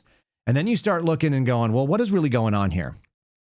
And now I'm going to tell you what I think is actually happening. Before we do, let me just remind you guys to like the channel. If you would, make sure you subscribed on Rumble and on YouTube, and you subscribed over on the places you can. If you haven't subscribed on Spotify and you're listening on Spotify, would you go ahead and subscribe there? Every once in a while, Spotify tells me there are more listeners than there are subscribers. And it's like, okay, fine, whatever.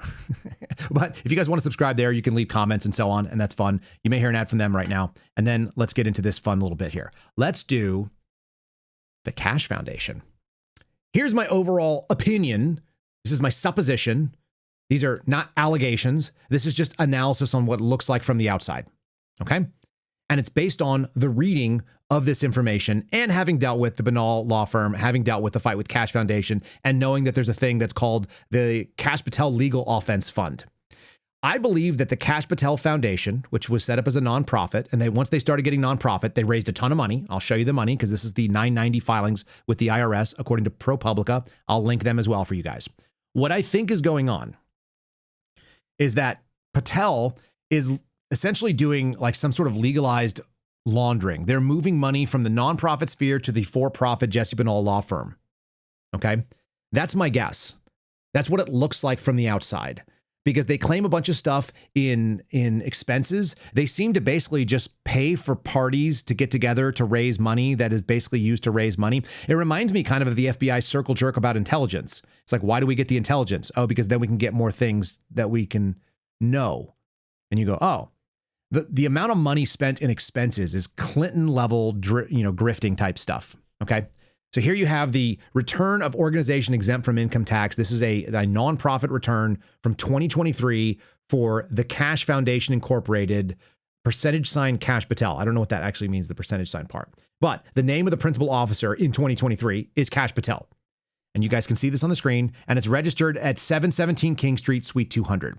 That's the Banal law firm.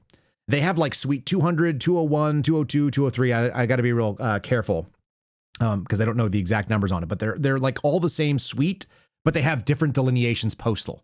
And we've had people go to the office, to Banal's law firm, and it's like, yeah, there's only one thing there. And all the stuff is based in it, okay? So they have different mailing addresses, but it's the same physical address. It's all 717 King Street, Suite 200, and then the associated suites.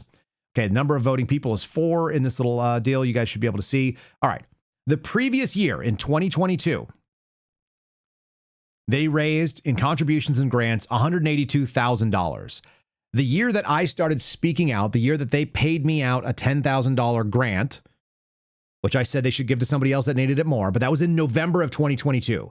So any of the fundraising that took place on the backs of the FBI whistleblowers who came out and started speaking very aggressively and publicly, and by the way, we said if you want to support us, support the Kash Foundation because Kash was in our corner, it started in 2023. So here's the prior year, $182,256 from 2022 before we started speaking out about it. When we started coming out, this is me, this is Garrett O'Boyle, this is Steve Friend, this is Phil Kennedy, $1.208 million. They increased their fundraising by over $1 million in the year that we started speaking out on their behalf. And I don't attribute all that to myself, obviously, not even close. But what I will tell you is that they brought in a ton of money when our name started getting associated with it. Okay? The total revenue that they had was $1,293,467. Grants and similar amounts paid out. What did they pay people? Because the purpose of the foundation was to help patriots who were being wronged by the government and needed help. How much money did they pay out? $212,821. Okay? So they took in $1.291 million and they paid out $212 million. They kept well over $1 million and change, which was the difference that they actually raised. That's a shit ton of money to not have paid out in your financials there. So what did that money go towards? Other expenses, column A, $523,583. Guys, the year before, their expenses were $12,700. And then when they brought in $1 million, they spent $500,000 on expenses. Their total expenses, to include all the things, this is going to be with the grants, was $736,000, which means that they held on to, their revenue that they actually held on to was $557,000. Okay? That's a lot of money. What did they do the next year, I wonder? Here's a little fun. The next year, they raised even more money. And this was during the last year of the presidential campaign, to include when Donald Trump was actually elected president. They brought in $2.48 million. They doubled and change the amount of money they got the year before. And their expenses actually exceeded the previous year at $2.53 million. They actually spent out more money than they brought in that year. So we'll actually go to the 990 here, because this stuff is really wild. Now, because in 2024, Patel was actually going to move himself over to be the FBI director and had been nominated as such. Kash Foundation Incorporated no longer has the Kash Patel name on the name of the organization, and now we look at who's the name of the principal officer, Jesse Banal, who runs the Banal Law Group. Okay, they still have the same 4 governing members. They still have 2 independent voting members. Now we can look at the prior year, which I showed you, $1.208 million in contributions and grants that they raised. In the year of 2024, they brought in $2.283 million. They picked up another $1 million on top of the $1 million that they got the year before. So they doubled. They went from bringing in $200,000 to $1,200,000 to $2 million, almost $300,000. All right. And they brought in $200,000 in other revenue previously, so they doubled that. And their total revenue line was almost $2.5 million, $2.48. How many grants did they pay out to help people out? Oh, well, they increased it from $212,000 to $880,000, which means they only held on to $1.5 million, almost $1.75 million. Yeah, something like that. Okay. Professional fundraising fees. They had to spend money to raise this kind of money, guys. And the money they spent was almost $340,000, $338,900, $338,893. I'll be very precise. Professional fundraising fees of $340,000. Yikes. How about other expenses that they had? Previously, the year before, it was $500,000. Let's just do a little quick, like side by side. Okay. In 2022, the total expenses were $12,735. In 2023, it was $523,000. And in 2024, their expenses went from $523,000 to $1.308 million. $1.3 million in other expenses, not including the stuff they paid out, against a gathering in of $2.3 million. So they were able to raise $2.3 million, but it cost them $1.3 million to do it, plus almost $400,000 in advertising fees by professionals. Just so we're all on the same page here. This is like Clinton level payouts when it comes to how much money is being tossed around inside the organization. As far as I can tell, it's pretty bad. The percentages are awfully low. This is not a charity that anybody should give money to. And then I got to tell you, we also help do that. Their total assets went down year on year from 850 to about 685. Total liabilities went down. Net asset funds. Guys, I'm going to make these available to you. You guys can link through them. They're open source. They're public. Signature of the officer. Jesse Binnall, president, is on here for this one. Kind of neat. Kind of neat to see where this stuff goes. You guys are welcome to scan through it, see what you think. But the top line dollars are insane. The amount of money that went into this foundation. And the problem that I think is that some of this, some of the money that was involved likely went to what's called the Kash Patel Legal Offense Fund. And the Kash Patel Legal Offense Fund turns around and it gets pushed back into Jesse Binnall's law firm because they're the ones who do a lot of the legal offense on behalf of Kash Patel. So if you have to look at this $250 million lawsuit and it's being filed by the Binnall Law Group, my guess is they're billing their time to the Kash Patel Legal Offense Fund, which is probably coming out of this stuff. It's hard to do it. Somebody's got to do the digging on where it actually goes. But this is my guess. If I was an investigator, this is where I would start. I'd go, they brought in this much money. They have this legal offense fund, which is kind of nebulous. It's in the same exact physical location. The same law firm that runs the foundation also runs the legal offense fund. The odds are is that you're going to take the money from the nonprofit and you're going to pay out the for-profit law firm with that money for them to do like these bullshit, frivolous, slappy lawsuits. And that's what I think is going on. Time will tell. And I hope that somebody has the time and the resources to dig into it. That's not what I do here, but I do know what these things look like. And I do know that when somebody throws up lawsuits against Frank Figliuzzi, who I am absolutely no fan of, because he said something, the claim against Frank Figliuzzi that is being litigated in Texas court right now is he said Kash Patel spends more time in nightclubs than he does at the Hoover Building doing work or FBI headquarters. That was his claim. Okay. And he's being sued for defamation. And NBC went out and issued an apology or a retraction on it.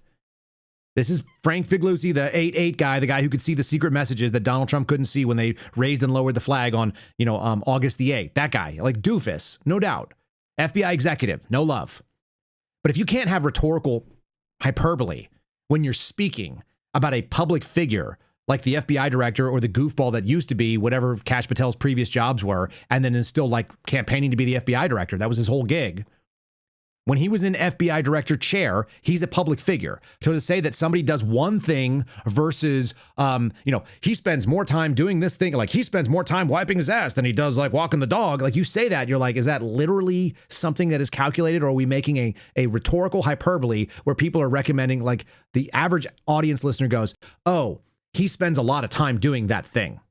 That's what you're hearing. Nobody was like, did they measure out the number of hours in a nightclub versus the number of hours at the Hoover Building? And then does he have access to that? No one's saying that. To sue somebody over that is obnoxious and pathetic. And it makes me think that there's more going on here because we're talking about a guy that does scams based on what I'm seeing in his foundation.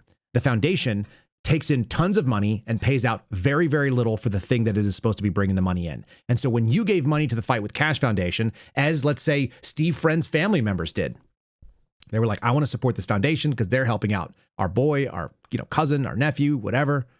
They wanted to go out there and do good things for this organization. because this organization presented itself as a good guy.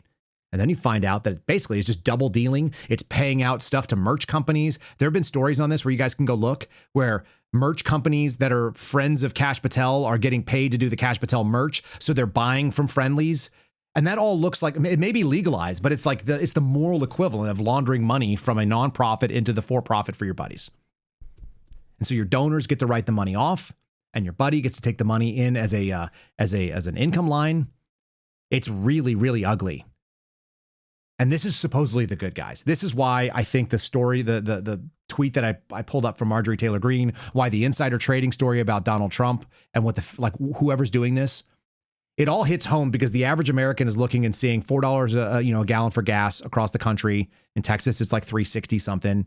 They're seeing $5 diesel. They're looking at a war that we don't need to be in. And they're like, what do we get for it? At least we're getting mass deportations, right? At least we're getting all the good things that we hope for. At least we've ended inflation and made America affordable. At least housing is something that I can get into, and I'm not going to be surrounded by illegal aliens competing for a rental. Oh, no, none of that's true. And you're screwing us over and scamming us, and you're putting people in that don't give a rat's ass about what normal people need to do.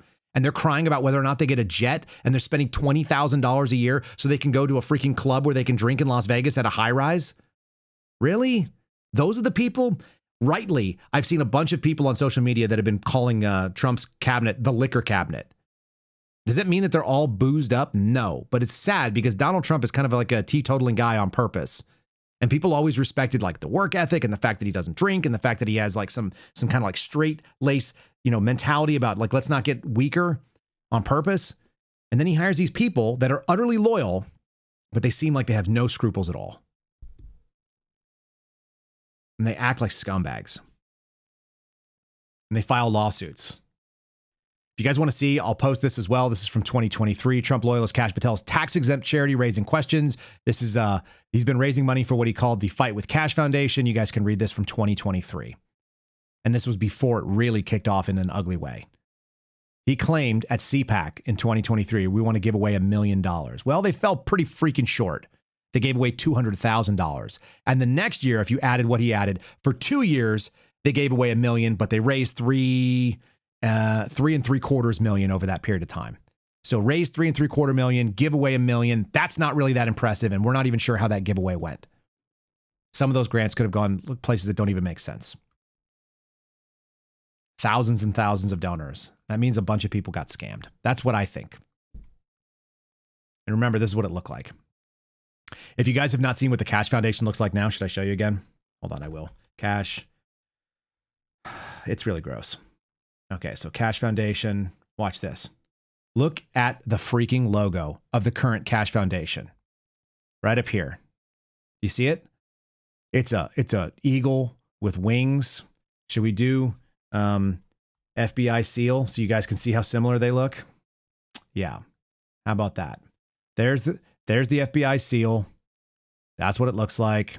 Here's the Kash Foundation. They got the same colors. They have the same general layout. There's a freaking bird on it and so on. And what do they say at the bottom here in tiny, tiny, tiny little letters? The Kash Patel Foundation founded the Kash Foundation, but is no longer affiliated in any capacity. Kash Foundation is independent, nonprofit, not endorsed by, associated with, or influenced by the Federal Bureau of Investigation, the Department of Justice, or any government entity. We strictly accept donations only from individuals who are United States citizens. By making a donation, you confirm you're a U.S. citizen and your contribution complies with this requirement. Yeah. And there's your seal, bro. Give me a freaking break. There's your FBI seal. Anyway, it's ugly to watch this stuff. It's ugly to watch people turn around and take their public job and do their best to run their value up privately. And most importantly, to think that that value is $250 million when you don't have $250 million. If that's what it takes, if that's what it's worth for someone to run you out of the FBI director job, come on, guys. What are we doing? All right, should we do some fun stuff? Yeah, we should. For all of you that are watching, I really appreciate it. Make sure you guys are giving a like. If you're watching in the chat, I'm watching you now. I'm watching you. Make sure you've hit a like over on Rumble and on YouTube and on so-and-so. Make sure that happens. Let's do some fun stuff because I've got some fun clips here. What is this one here? How about Kash being tough? So we'll do Kash tough, and then we'll do Trump singing his tweets in an emo song about the Iran war, which is ongoing in day 52 right now. It's now lasted longer than the Branch Davidian standoff, which was something that we could have covered if it had not happened over the weekend. Kind of a weird milestone in our life. Maybe I'll have my dad come on and talk about Branch Davidians again. All right, let's do Kash Patel talking to Maria Bartiromo, looking a little hungover, maybe. I don't know. He doesn't look great. I'm happy to announce on your show that we are not going to take this laying down. You want to attack my character? Come at me. Bring it on. I'll see you in court. So you're going to sue them? Absolutely. It's coming tomorrow. Tomorrow you will be dropping a lawsuit against the Atlantic magazine. Yes, I will, for defamation. And because, you know what, Maria?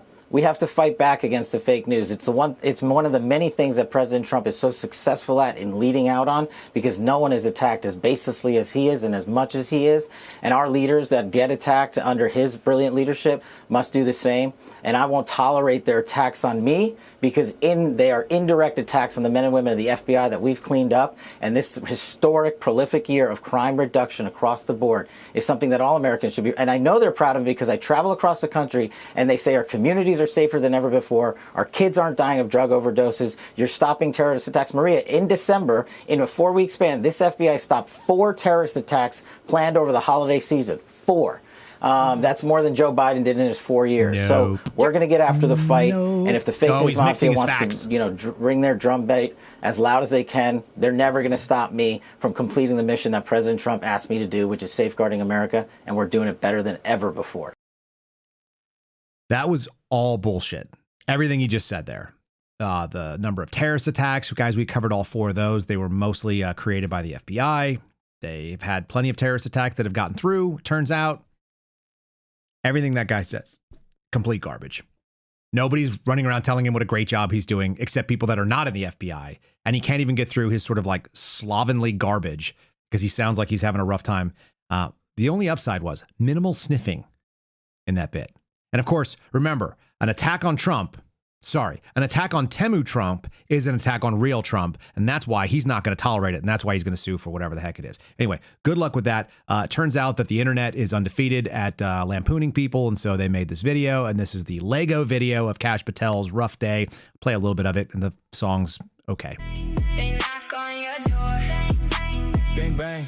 They knock on. Yeah, Kash Patel name on the badge. Talk big boy now stuck in the act. Set burn it down, set clear fast. Now you run what you used to. I want to know if that's his phone going off. Sold that fight. Camera hit, you lost that light. All that talk don't hold that weight. For real quick when it's high stakes. This is, I think, January 6th that he's in the middle of, which is weird. Drunk, you laid on the floor. Yeah. Bang, bang, hear the sound, break it down. Break down. You built it up just to lose it now. Late night spin, can't stand straight. Hey, just knock too damn late. Knock, knock, knock, still no reply. Top C silent. Wonder why, bring the ram, break that frame. I don't know if that's supposed to be the poodle room or not. It's like a stripper room. All right, I'm gonna turn it down. It's okay. People thought it was better than it was. I watched it and I went like, it's not my style of music, so not my favorite. But that's what's been running around on the web. It's running around on X. People are playing that. So that's not anywhere near as good as the emo version of Donald Trump's actual words. Those are like the allegations put to music. This is the man's actual stuff. So we'll end with a little sort of update on the Iran war, I guess, and that it was kind of predictable. Here's emo song versus, I guess, emo song made of Donald Trump song words. I don't even know what you call this. Here. With Operation Epic Fury. It's only good if you win, and we won in the first hour. Open the fucking straight, you crazy bastards, or you'll be living in hell. Just watch! A whole civilization will die tonight, never to be brought back again. I don't want that to happen, but it probably will. I ran a charging seas to tankers going through the Hormuz Strait. They better not be in, and if they are, they better stop now. The leadership is dead. The Strait of Hormuz will soon be open. Iran decided to fire bullets yesterday in the Strait of Hormuz. A total violation of our ceasefire agreement. No more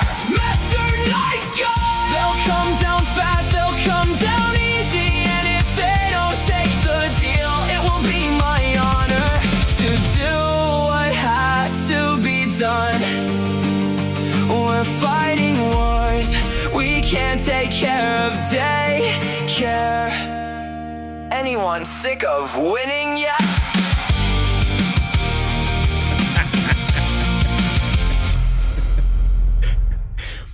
That's the best use of AI, in my opinion. I think that's what we should be doing with AI. Also, it's kind of catchy. And those are almost exclusively direct quotes directly out of his tweets. I literally have a little file sitting on my desktop, which is right over here on my right. And it's called Crazy Trump Administration Tweets. And I just save them and then I throw them together and then I can go and review them later. Because, yeah. There's one of them right there. China's very happy because they permanently opened the Strait of Hormuz. It just keeps going down and getting weirder. All right, that's what we're at for today. Hope you guys have a fantastic afternoon on this Tuesday. Who knows what this week will bring? The poodle room and no more Mr. Nice Guy, it sounds like. So that'll be good.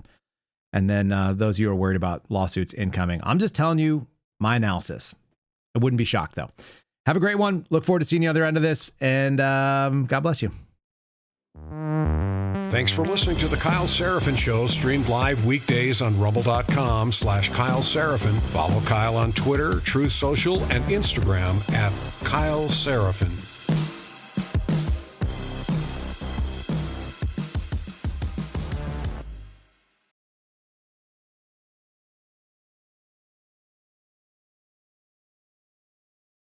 To make things short, I will just confirm that yes, we do have a moon base, and yes, we are currently experiencing some bear problems.